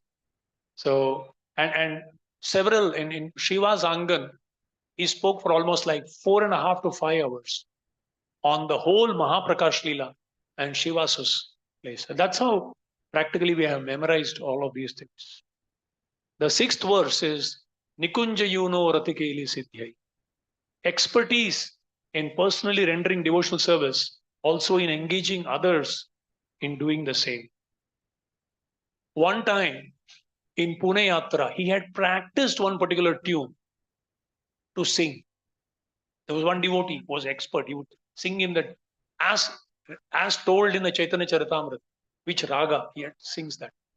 And one time his throat was so bad that he couldn't sing that evening. Night, we call it the candle kirtan, candlelight kirtan. He couldn't sing. And somebody else had to sing. And the next day he said, what's the use of my life if I can't serve devotees? He was feeling so bad that he couldn't serve an opportunity to serve the devotees. And he couldn't do that. One time, Janava Mataji, who is leader of our early Pune congregation, that's where preaching started. She asked Radhanath Swami, all the counselors were there, senior counselors. I'm talking about 94, 95. She asked Maharaj. It was a counselors meeting meeting Maharaj. So she said, Maharaj, all the counselors are feeling stressed and stretched because they have their sadhana, they have their own family responsibilities. They have to be present in they have to be visible in all the programs. They have their job and they have the relatives. They are feeling stretched and stressed. What should we do? So Maharaj was silent for a few seconds. Then he said, Mataji, the whole counselor system began because I was stressed and stretched. And then he said, be grateful that you're getting an opportunity to serve the devotees. If not, you would be sitting in front of the television and watching all the serials. Be grateful you got an opportunity to serve. And one thing that I would like to share, that he has this quick wit, like some of you mentioned. Even before that, I'll just mention one thing. In 2003, we went to Mayapur Yatra. So practically a whole temple would go and a skeletal staff, as they say. 9 or 10 people would stay back, brahmacharis would stay back. So in the Mayapur Yatra, everyone went. And there were few ladies from, girls, young ladies from London who had come. So one about 24-year-old young lady. Everyone left, but she had stayed back. So Maharaj happened to see her in the temple hall. And he said, Hari Bol Mataji, how come you are here? You didn't go to the yatra? She said, Maharaj, I feel I'm not qualified. Maharaj said, no, you should go. She said, no, Maharaj, I don't go. No, you must go. And he made sure he called Krishna Chandra Prabhu, one of our senior Grahastha counselor, chairman of the board. He said, please arrange her ticket. And he personally saw to it that she actually went for the yatra. So after this, in the night, the personal servant of Maharaj, he was putting the mosquito net. And then he told Maharaj, Maharaj, really, you're so compassionate. You're so merciful. You know, you took personal attention to see that she went for the yatra. So Maharaj said, there are 10 brahmacharis and one young lady staying back for the whole yatra. That is not good. Then the brahmachari was telling, I realized Maharaj was compassionate not on her, but on us.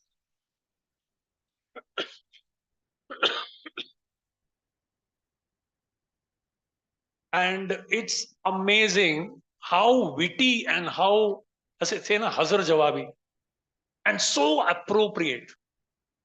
And I was thinking, like, is it like it's just spontaneous? It just can't be done. And anyone who tries to imitate, make a fool, we tried and we made a fool of ourselves. At least I can see that. It's not possible. It's just most an instant and spontaneous, but most appropriate answers. Immediately it just comes. I'll just share one thing. One time, he was traveling with one devotee. His name is Dayanidhi. So they were driving from temple to Bhaktivedanta Hospital. So they pass via his house, which is near Siddhivinayak temple. So the vehicle was going like that, and little away, his house was there. It's a 4-floor building. And so the devotee was excited. He said, Maharaj, this is my house. So Maharaj looked there. Underneath was a shops, and up was a house. And one shop, big shop, and a letter read, beauty parlor. I think Shobha's beauty parlor or something. Big thing, beauty parlor. So Maharaj looked there.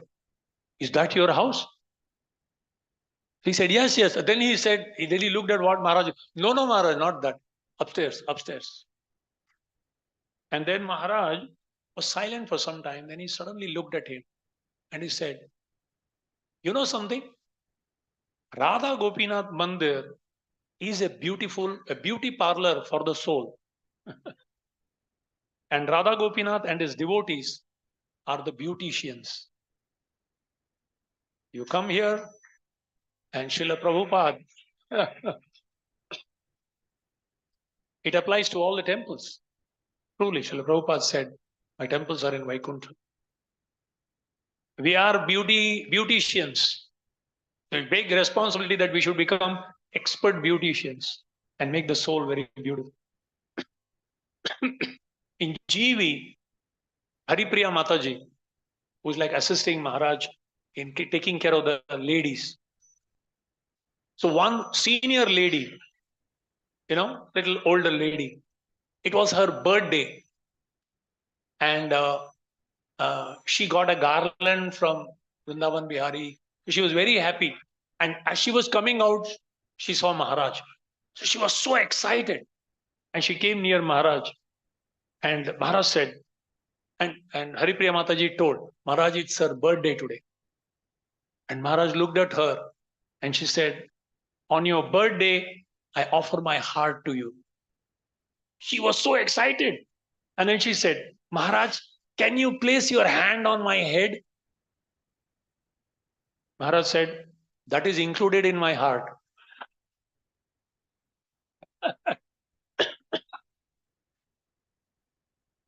We have one unique devotee in Radha Gopinath Mandir. He is Guru Sharan Singh, one Sardarji. He's an amazing personality. And he can be really pushy. And if he gets onto someone's case, very difficult to get out also. I hope this is not circulated to him. And he's like very difficult to deal with person. Very pushy, very enthusiastic, very sweet, but in his own way. So we went to Amritsar, Golden Temple. And this person convinced the head of those temple there, the highest honor for a Sikh in that temple is they give them a sword. So he got onto their case and he said, our Guru Maharaj is coming, you should give them a sword. They said, no, we don't. No, you have to give. Can you imagine convincing the Sardars there to give that? Ultimately, they brought a sword and gave it.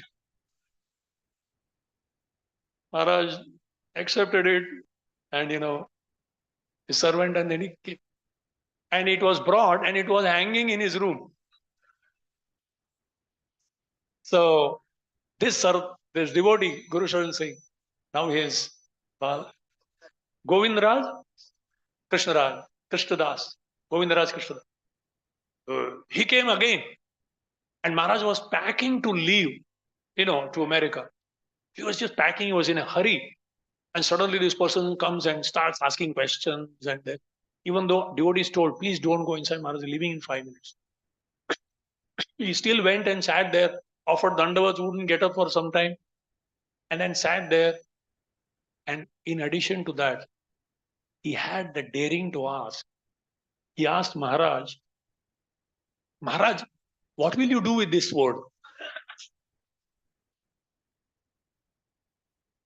And instantly, pat came the reply.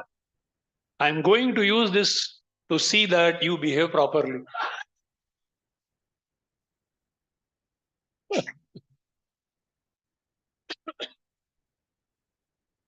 In Pune Yatra, one time, His Holiness Giriraj Swami Maharaj had come.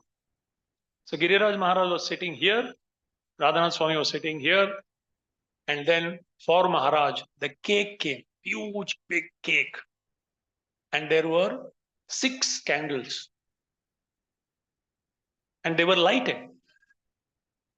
And Maharaj was asked to cut the cake. And so, always before cutting the cake, some conversation goes on. And so Giriraj Maharaj took the mic and he was speaking. And then he said, the 6 candles were lighted. He said, these 6 candles represent the 6 loving exchanges. Typical Giriraj Maharaj style, very slowly. Maharaj looked at Giriraj Maharaj. And Maharaj, I'm supposed to blow it? How can I blow? 6 loving exchanges will go away. And then instantly, he gave the reply. Actually, when I am lighting the candle, these are the 6 loving exchanges. But when I am blowing, they are the 6 anarthas, which remove all the unwanted things so that the 6 loving exchanges can go on. So instantly kind of giving a very shastric touch to all of these things. And lastly, Sakshadharitvena samasta shastra. Being a transparent via medium of the parampara to the whole world.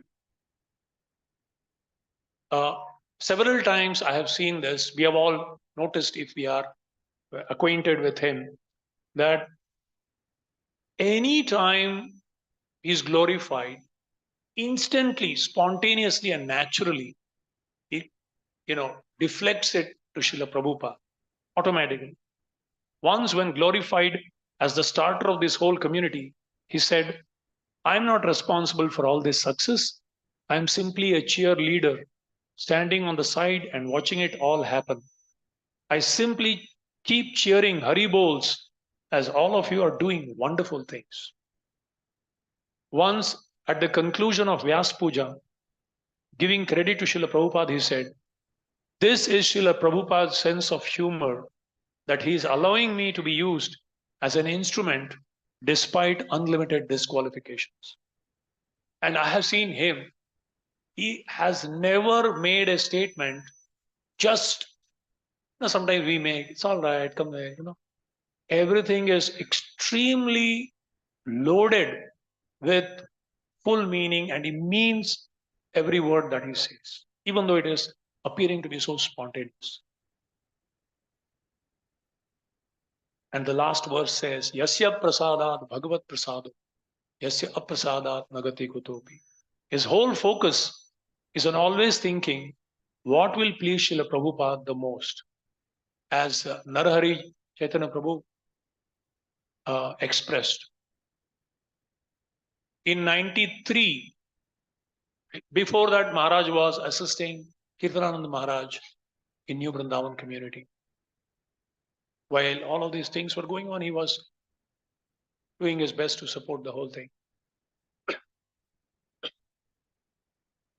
In 93, the decision had to be taken. There was some major issues, and the decision had to be taken to join ISKCON. 94 March, after the GBC meeting, Maharaj came and had a meeting of the whole community at that time, senior leaders of the community, and he put this proposal that he would like to be a part of ISKCON, since the leader there is no more now active. So having almost like 6-7 years of doing things the way we wanted, and many of the leaders were absolutely against. No, we can't function in that system. We have been doing it in a particular way. That there's so many things, the mood, that this. Then one more senior most leader asked him, "Maharaj, what do you say?" Everyone was telling their opinion, but this senior person asked him, "Maharaj, what would you do? What do you say?" Maharaj said only one thing: "I think it will please Srila Prabhupada if we are back in ISKCON." And later, to different devotees who shared separately, individually to some of us, he said, "How do you have faith in me that I am leading you in the right direction? I can't do that. If we know we are following Srila Prabhupada, we know that we are, in the right direction." He told another devotee, he said, "In ISKCON, we have the senior most loyal devotees, and their wisdom together is always best for all of us." And to another devotee, he said, "Just like you have all of your God brothers, even I also want my association of my God brothers." So in this way, he was very clear, and always, any major decisions, very, very crucial decisions to be taken in terms of community basis or other important ones, the first consideration is actually what will please Srila Prabhupada the most.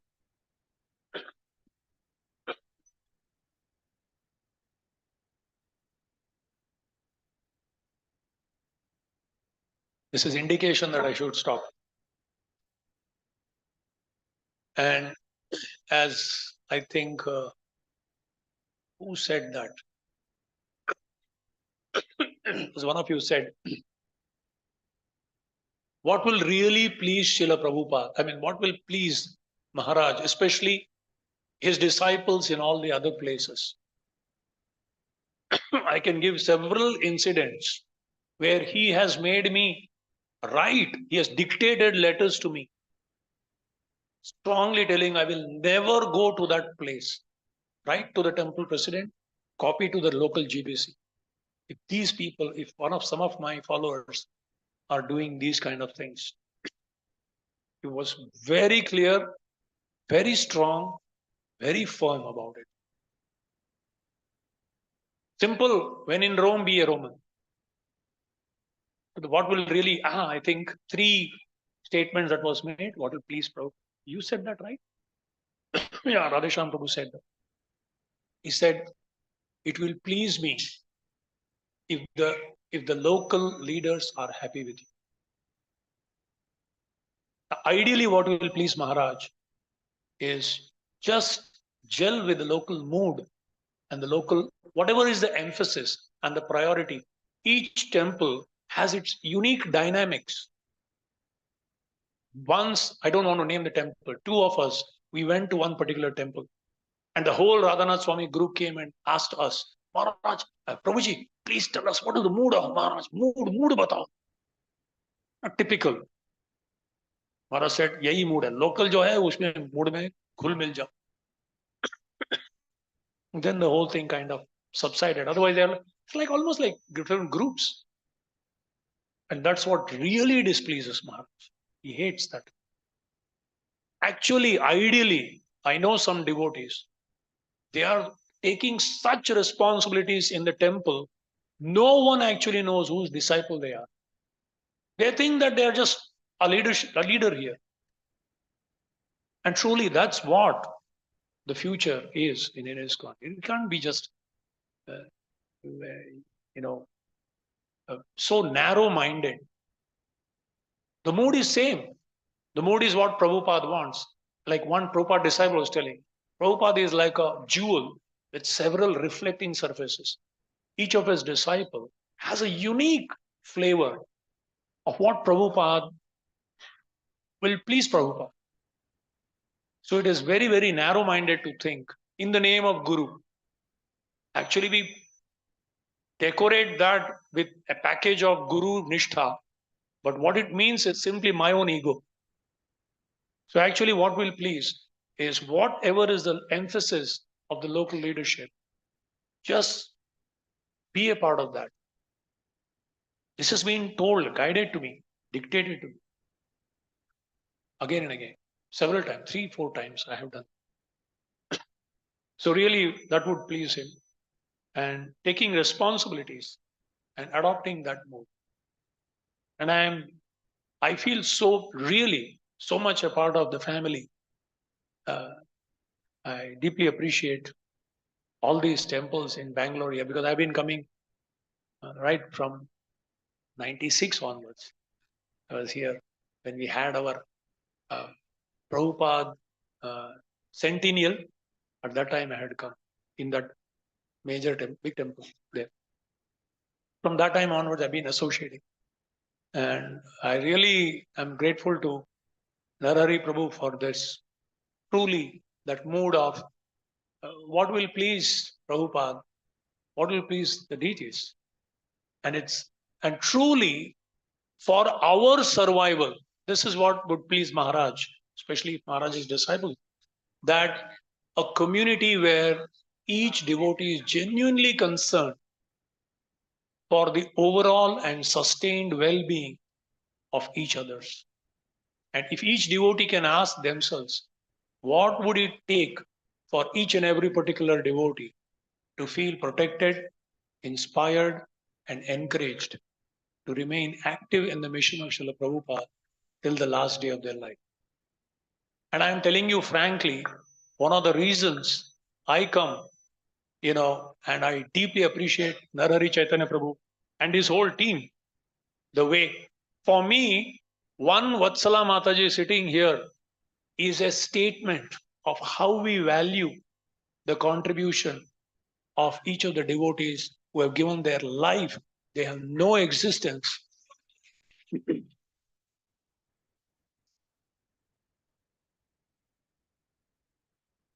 In the early years, I have seen dollar colony, Narasimha Prabhu and Vatsala Mataji. They were like mothers and the parents of the whole, all the youth. Anytime they would just walk in, And it was like, Akshay Patra. Draupadi's Akshay Patra. Profusely feeding.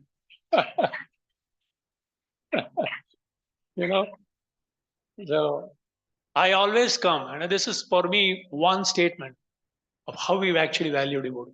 And truly, if we take care of devotees, this is Maharaja's statement. If you love Krishna,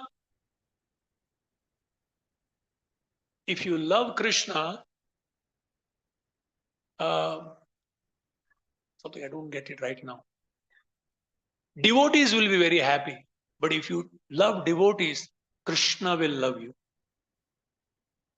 So truly, if we want to survive today in this day and age, we have so many needs, and that need cannot be fulfilled unless we have a strong community.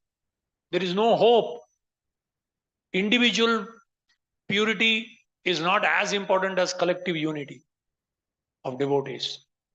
And therefore, building a community, keeping Srila Prabhupada's wishes as per the mood, as per the need of the local leadership's emphasis, if that is prioritized, I can tell you for sure that Maharaj's blessings will flow to you. His disciples will flow to you, and he'll be most happy. And you will feel the energy of his blessings, of his mercy. Without even, if the leaders go and tell Maharaj, we are so grateful that your disciples here are serving nicely. This will please Maharaj 1,000,000 times more than if you take 10 devotees and offer at his lotus feet and say, I have trained them, you please initiate them. It's actually painful to him.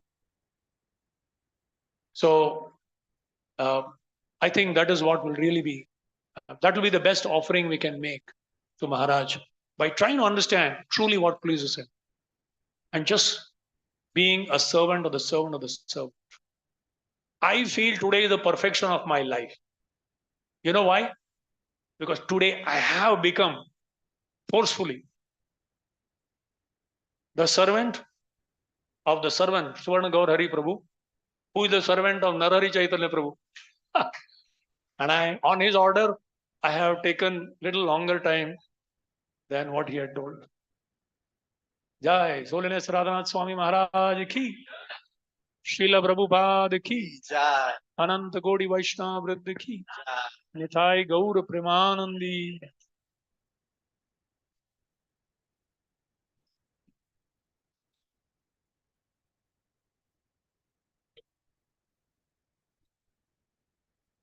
His Grace Radha Gopinath Prabhu ki jai. His Holiness Radhanath Swami Maharaj ki jai. His Divine Grace Srila Prabhupada ki jai. So thank you very much, Prabhuji. It's very evident that you are not keeping good health, and in spite of bad throat and so many problems, still you spoke and shared with us so many glories of Maharaj, and you also revealed to us what matters to him the most and what he expects from his disciples. Let us all thank His Grace Radha Gopinath Prabhu profusely by loudly chanting 3 times. Hari Bol! Hari Bol! We have a very special announcement.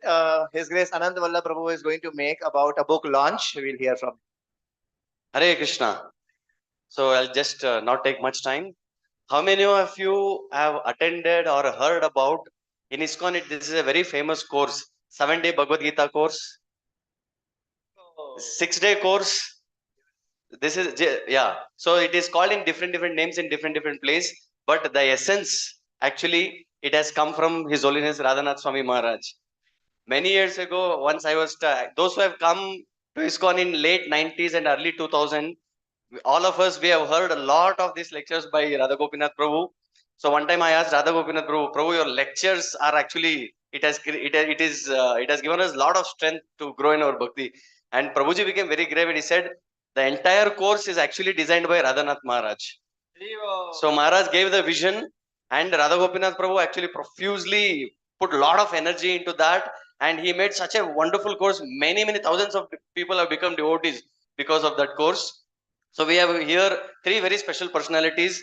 The person who gave the vision for these sessions, and the person actually who spread that the entire course, And now we have His Grace Premnidhi Prabhu, who has authored that, and he has made a book out of these 7-day sessions. So big round of Haribol for Prabhuji.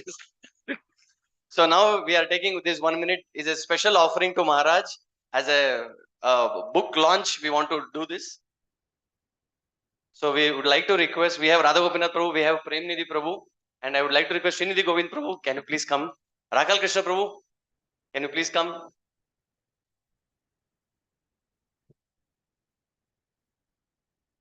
Murali Murari Prabhu, can you please come? So we have 5 senior devotees. Harikshetra Prabhu, Premnidhi Prabhu, would you mind speaking 2 minutes about this book? Bhakti Vinod Prabhu, can you please come? Yes.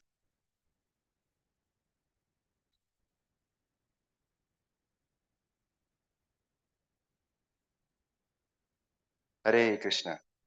So it is extremely humbling, it is extremely honorable that we've got this opportunity to follow in the footsteps of the great souls and present this subject matter in such a way that each one of us can share our care. Because like we were discussing in the teacher training course in the morning, that the highest bliss in this world, Bhavananda, is preaching Krishna consciousness, sharing the compassion of the great souls, being instruments of compassion in their hands. So as a part of this preaching effort, we are doing this training, what Radha Gopinath Prabhu initially began. And for that training, we have created this book. It's in English. Now it has come out in Hindi also. And we are doing the book launch for it today. And Krishna willing, very soon we'll have a Kannada book also, so that we can go to the masses and we can share this beautiful knowledge. Thank you very much. Hare Krishna. Actually, in 1987 or 88, His Holiness Radhanath Swami Maharaj gave this 7-session course in Bharatiya Vidya Bhavan, 3rd floor. And then I heard it. Then we did it. 6 of us, myself and Chaman, going through like that next level. We did it again little later in that series. And when I heard that first time, it was like curtain opening, and a lot of clarity came into the whole philosophy, like foundation. And then I started, but after that it stopped. But I said, no, it should go on. And if I was not in Krishna consciousness, I would be a primary school teacher. I can tell you, because I know who I am. So I used to keep repeating the same, Baba, black sheep, have you any wool? 7 days go on, that's all. So 7 days full.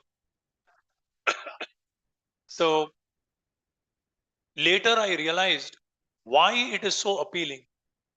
Because it follows the flow of the Vedanta Sutra, which begins with Athato Brahma Jigyasa. Now that we have got a human form of life, inquire. The second is, does God exist? Is Scripture the word of God? All that. That is Janmadhyasayata. And the third is Shastra Yonitva. If you want to know what is the source of everything, cause of all causes, source of everything, controller, proprietor, enjoyer, the only way to know is Shabda Praman, Shastra. Then who is God?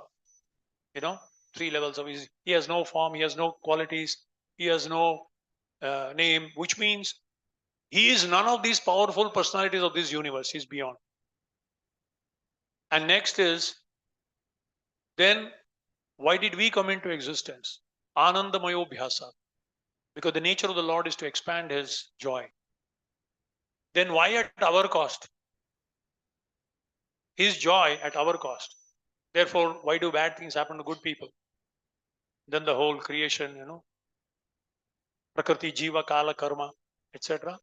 And then comes practical application, how to reunite yoga, concluding with Bhakti Yoga, with chanting of the holy name. So like that. Anavrittihi Shabdat, Anavrittihi Shabdat. You want to get out, the best way is the holy name. That's the last Vedanta Sutra Vakya. So it's so much in alignment. That's why it is appealing. And it was originally designed by Radhanath Swami Maharaj himself, which we only put some chalk and some. So thank you very much, Prabhu. Rakal Prabhu, can you please come? Now I would request you for 2 minutes. So while singing is going on, we all can cherish and we can use this opportunity as a special offering to Maharaj.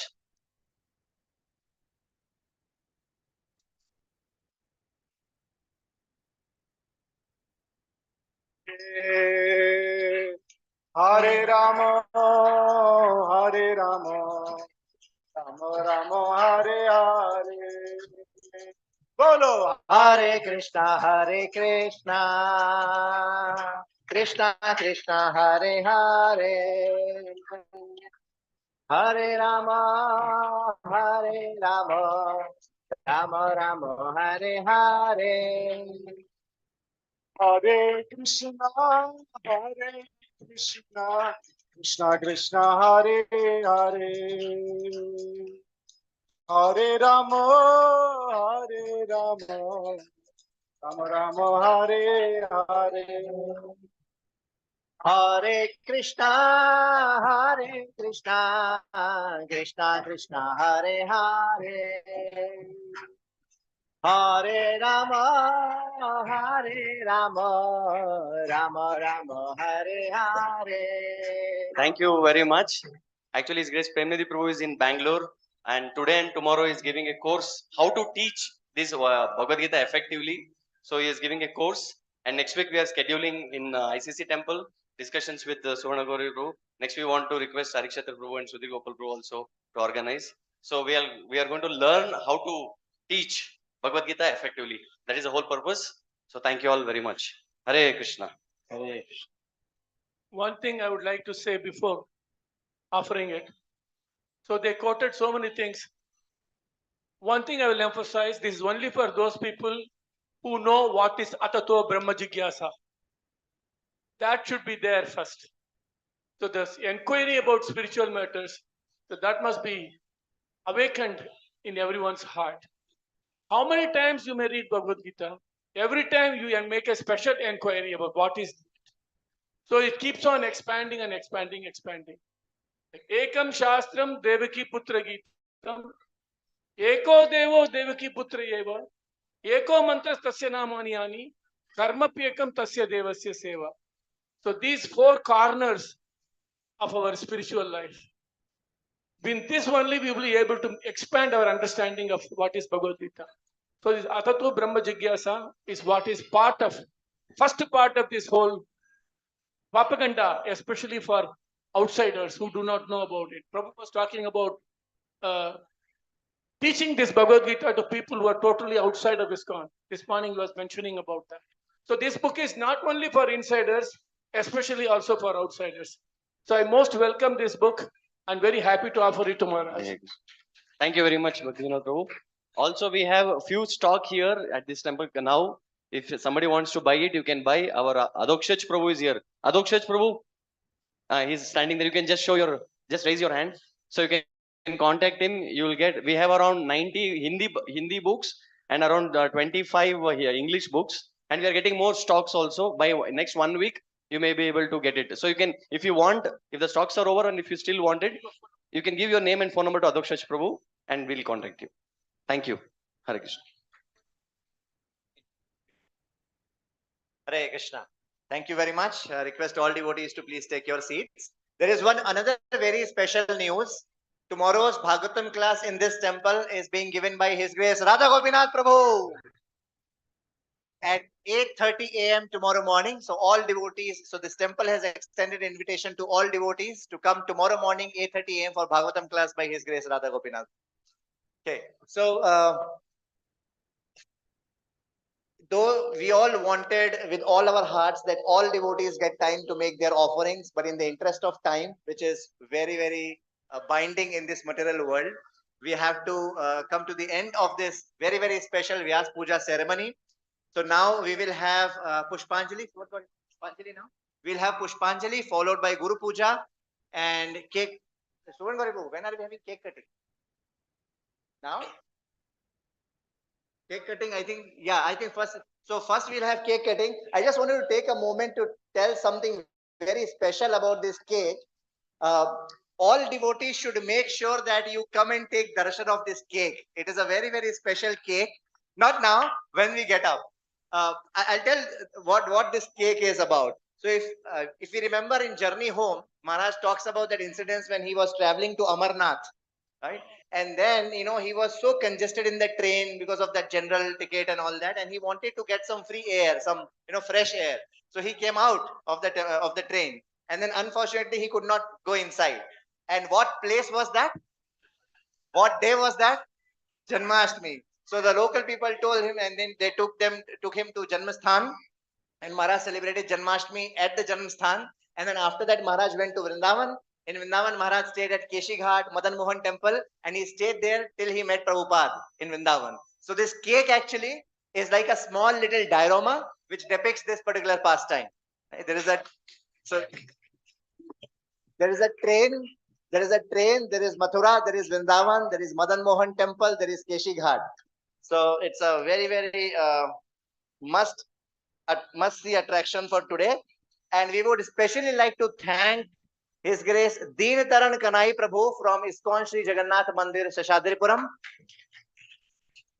So His Grace Deen Taran Kanai Prabhu has made this cake with assistance from Hriday Prabhu.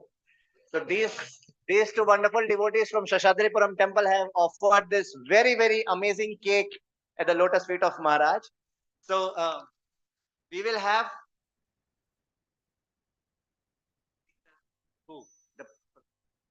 Acha, Bhakti Vinod. Okay, Bhakti Vinod Prabhu. Prabhuji, can you please come and cut the cake?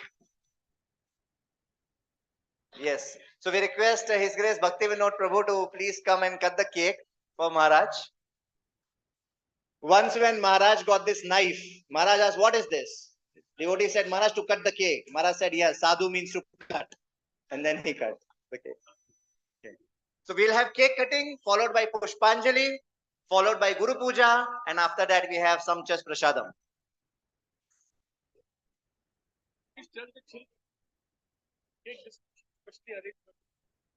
Okay. Yes. So there is an announcement. All the children,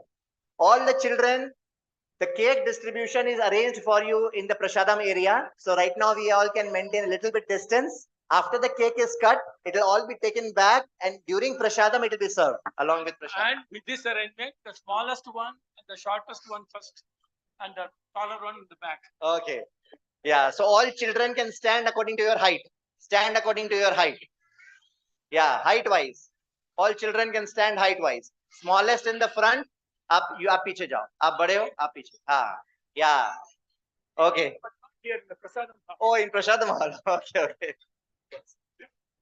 Okay. Can we begin? Can we have kirtan, please? Kirtan, kartal, mridang. Prabhuji, please cut. I think Premji, Prabhu. I think all three of you should take the knives and cut. Hare Krishna, Hare Krishna, Krishna Krishna.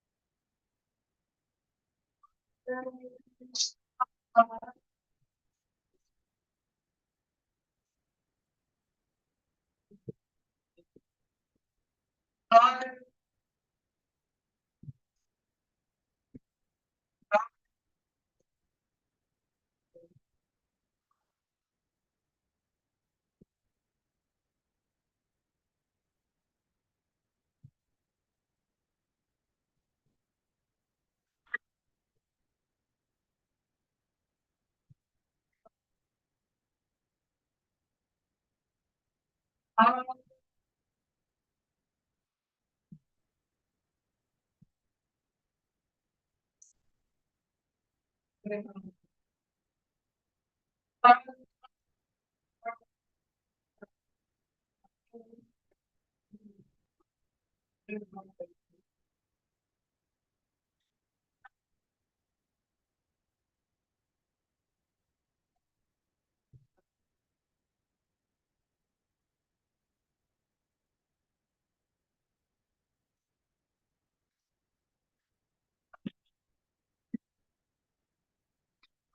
Krishna, Krishna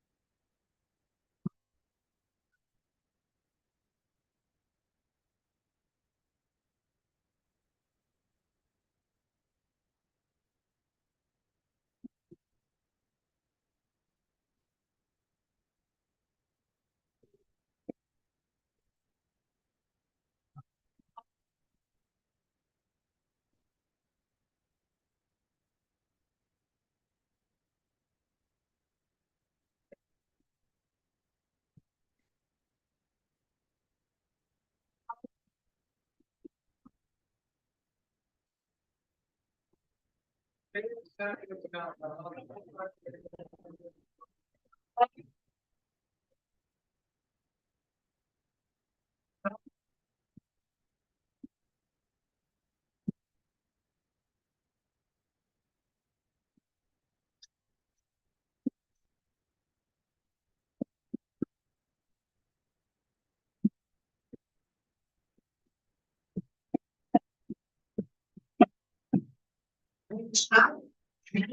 Now I have Pushpanjali. They request all devotees to come outside the carpet. One should come outside the carpet area. I request all devotees to please go back. Please go back. This is a very important announcement. I request all devotees to please step back. Nobody should come outside the carpet area. So everybody should have some flowers in your hand. Flowers are being circulated. Flowers. Do we have only one devotee distributing flowers? No. So there are several devotees distributing flowers. May I request for silent obedience? Hare Krishna. Very important announcement. Some devotees are flowers. Please take flowers in your hands. During Pushpanjali, do not throw the flowers from there to here. Do not throw the flowers from there to here. Keep the flowers in your hands only. Keep the flowers in your hands only. After the Pushpanjali, you all can come here and then offer the flowers. Do not throw the flowers from there. And I request all devotees to kindly be on the carpet itself. Please do not come close to this area. Please do not throw the flowers. I request on the table. So after the Pushpanjali, you can offer your flowers on the table here which is kept. There is a table here which is kept. You can offer your flowers there. I request His Grace Braj Kishore Prabhu. Yeah, to lead the Pushpanjali. So we will have Pushpanjali now, followed by Guru Puja. And a very, very special mention. We thank the management of ISKCON Adjust the camera. Bangalore Temple. Adjust the camera so that can record whatever is happening. They're going to put it on the table. All the temple management devotees, we all heart thank them for hosting this wonderful grand event. Let us thank the time.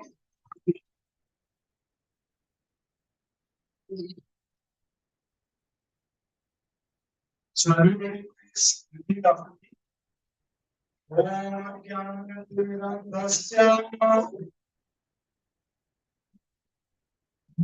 Jnana Shavakaya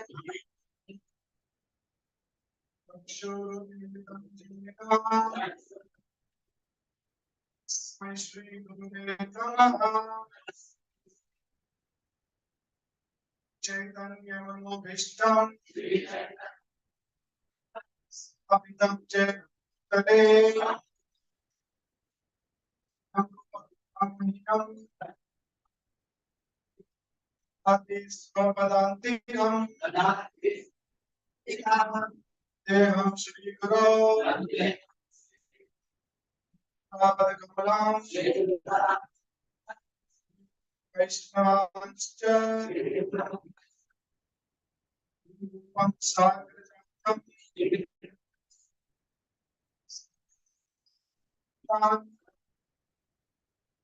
Tam Sajivam. Sadvaitam. Sadhutam. Harijana Sahitam. Devam. Krishna Chaitanya. Radha. Krishna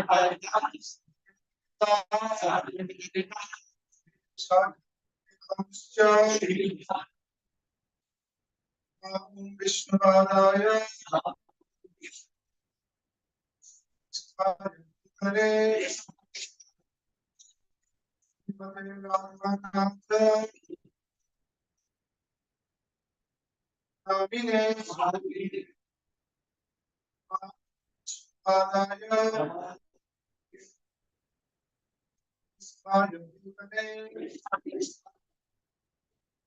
Bhakti Vedanta Navine Namaste Saraswati Deve Pracharine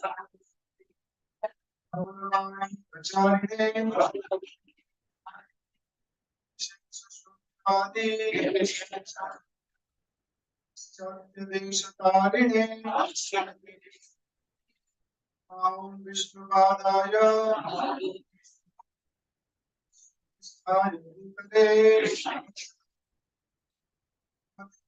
Siddhanta Navine Devi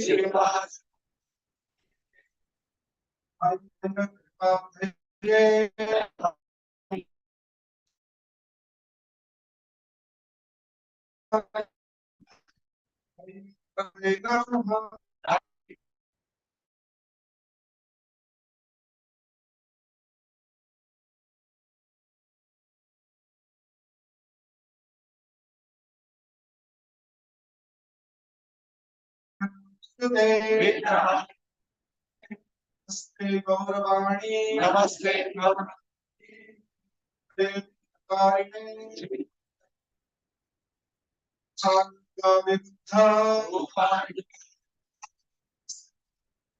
Harine Om Vishwaraya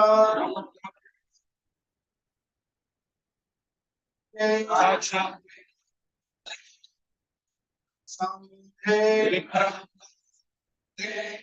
Pujayate Namaha Vindaya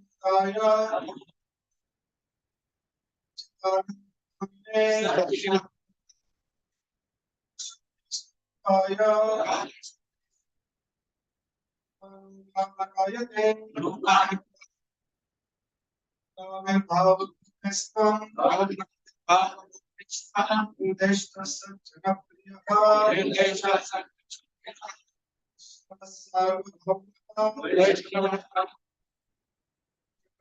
Ayate Namaha Chadapatrugyascha Gaivacha Kanapalibhyo Namaha Om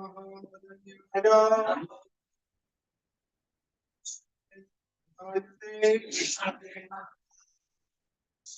Krishna Chaitanya Balakrishna Namaha Krishna Krishna Sarupakam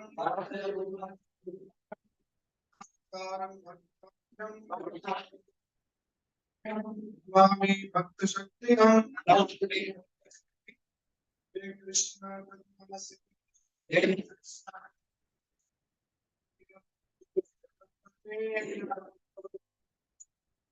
Krishna Gopika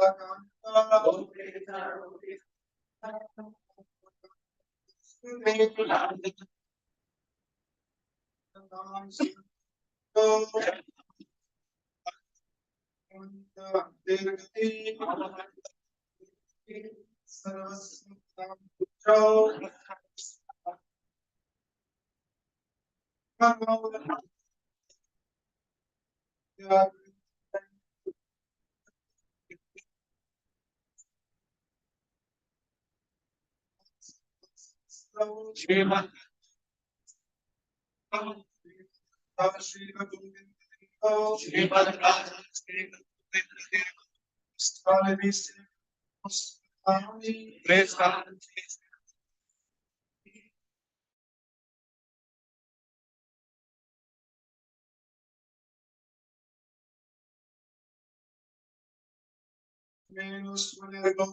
Darshan Venu Swade Gopi Vinaga Shri Krishna Vinaga Shri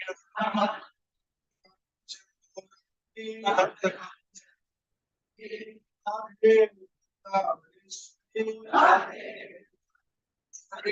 Krishna,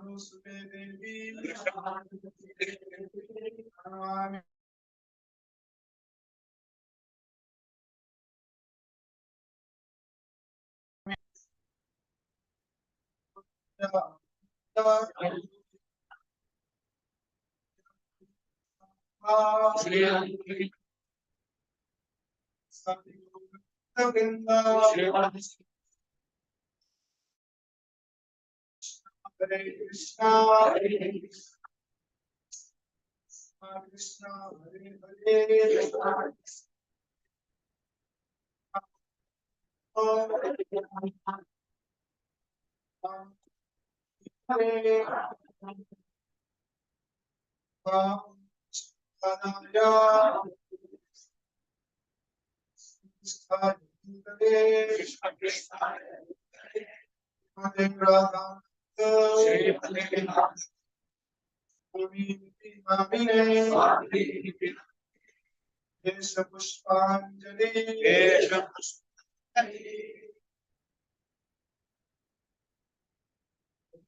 So everybody can just put 1/3 of the flowers in the other hand.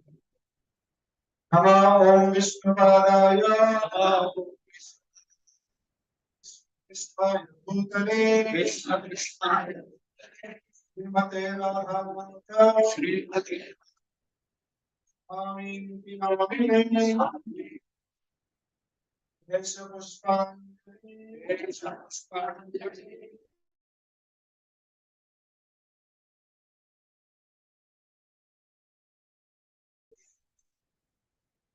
Krishna Bhutale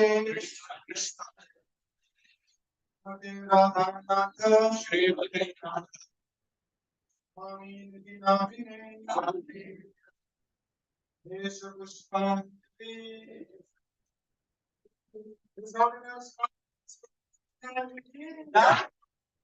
His divine grace is Bhaktivedanta Swami Srila Prabhupada ki.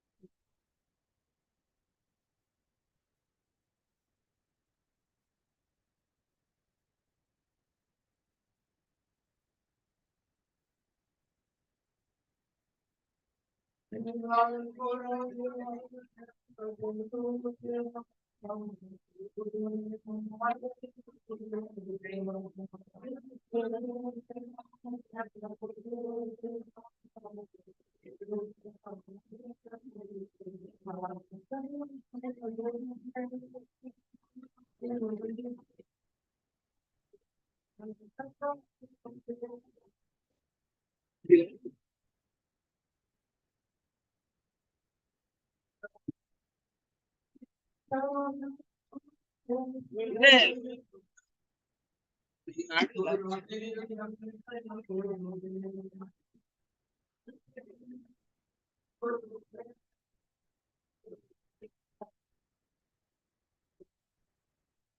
Krishna, Hare Krishna, Krishna Krishna,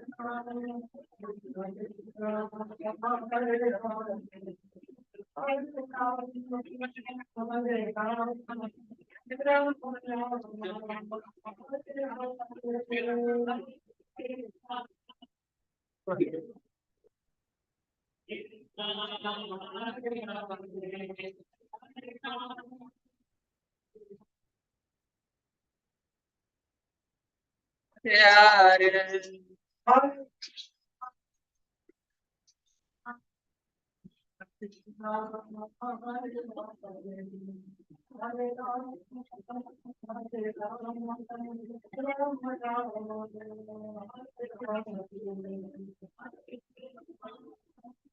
Junction.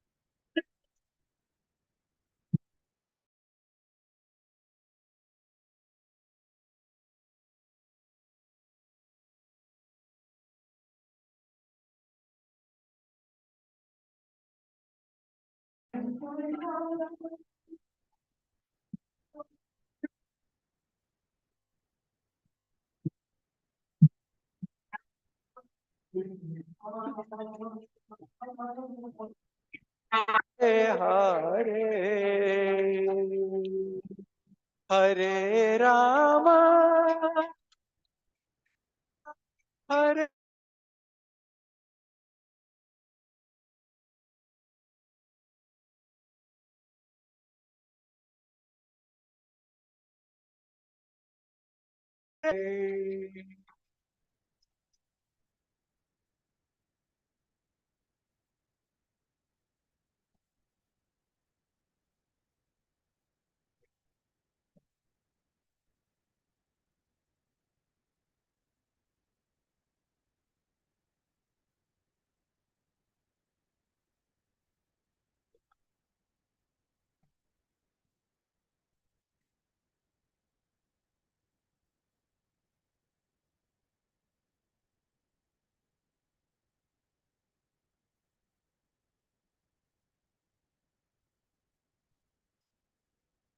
Hare Krishna, Hare Krishna, Krishna Krishna, Hare Hare, Hare Rama, Hare Rama, Rama Rama, Hare Hare.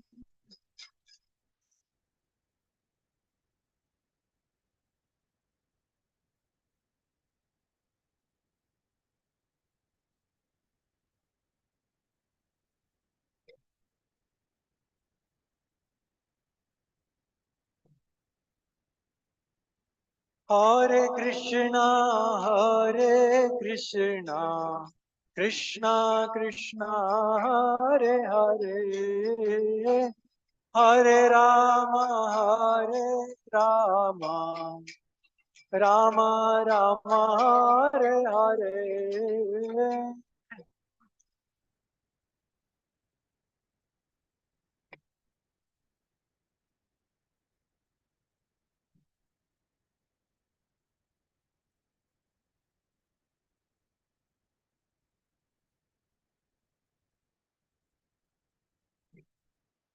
Hare Krishna, Hare Krishna, Krishna Krishna, Hare Hare, Hare Rama, Hare Rama, Rama Rama, Hare Hare.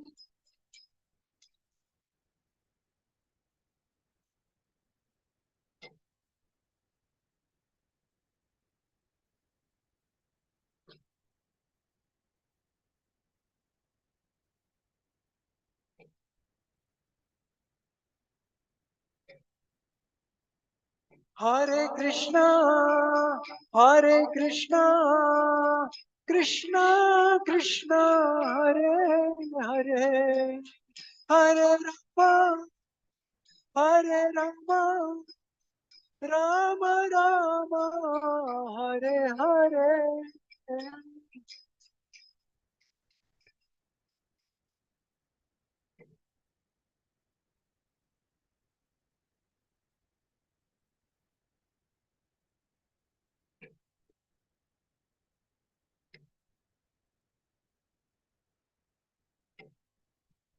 Hare Krishna, Krishna Krishna, Hare Hare, Hare Ram, Ram Ram, Hare Hare.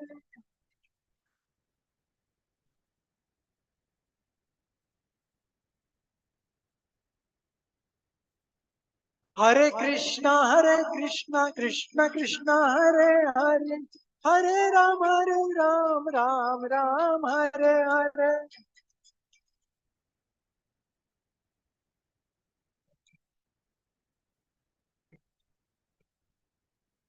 Hare Krishna, Krishna Krishna, Hare Hare, Hare Ram, Ram Ram, Hare Hare.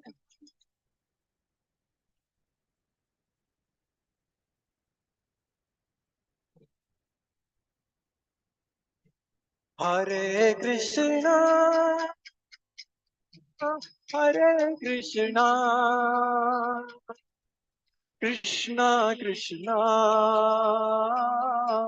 Hare Hare Hare Rama Hare Rama Rama Rama Hare Hare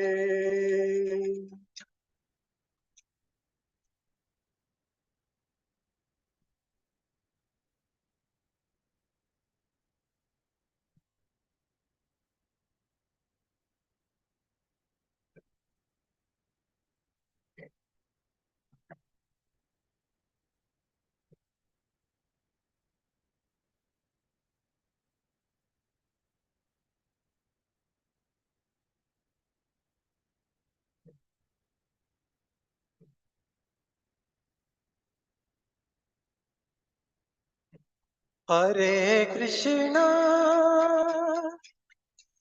Hare Krishna Krishna Krishna Hare Hare Hare Rama Hare Rama Rama Rama Hare Hare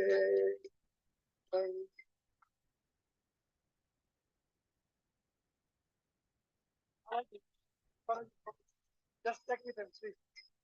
Just check with them.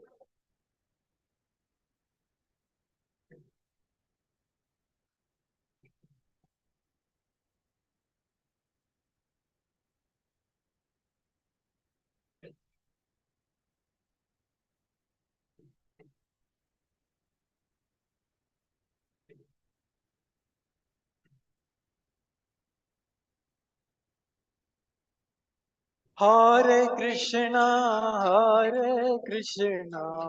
Krishna Krishna, Hare Hare, Hare Rama,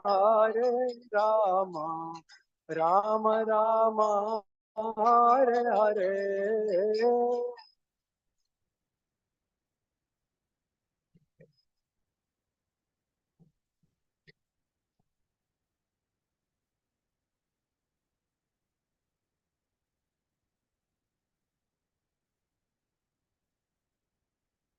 Hare Krishna, Krishna Krishna, Hare Hare, Hare Rama, Rama Rama, Hare Hare.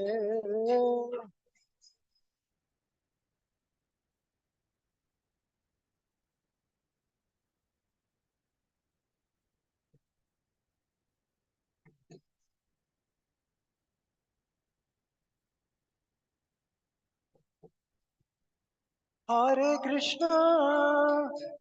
Krishna, Krishna Krishna, Hare Hare, Hare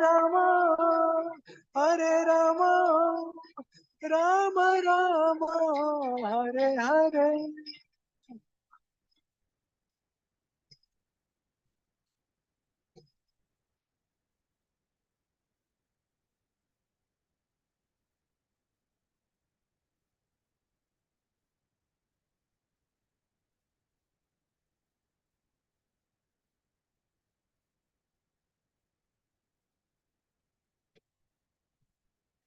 Ram Ram Hare Hare.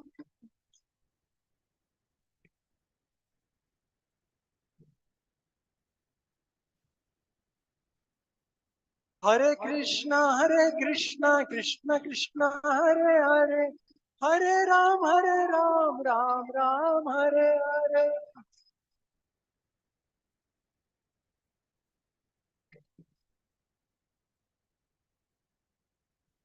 Jaya Guru Deva, Guru Deva, Guru Deva, Jaya Guru Deva.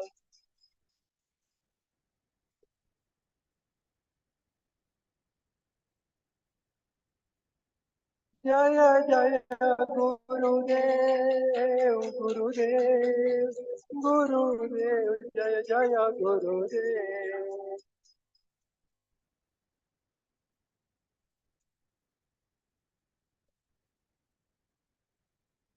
Jaya Jagannatha, Jaya Baladeva, Jaya Subhadramaya, Jaya Sudarshana.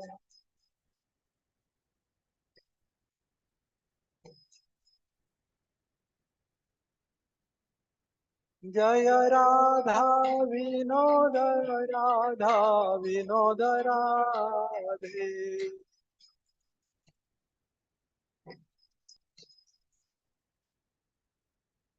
Jaya Gauranitai, Jaya Gauranitai, Gauranitai, Jaya Gauranitai. You can give.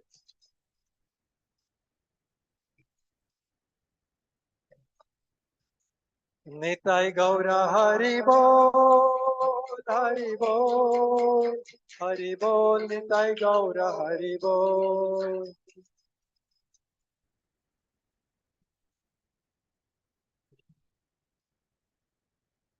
Jaya Jaya Prabhupada, Prabhupada, Prabhupada, Jaya Jaya Prabhupada.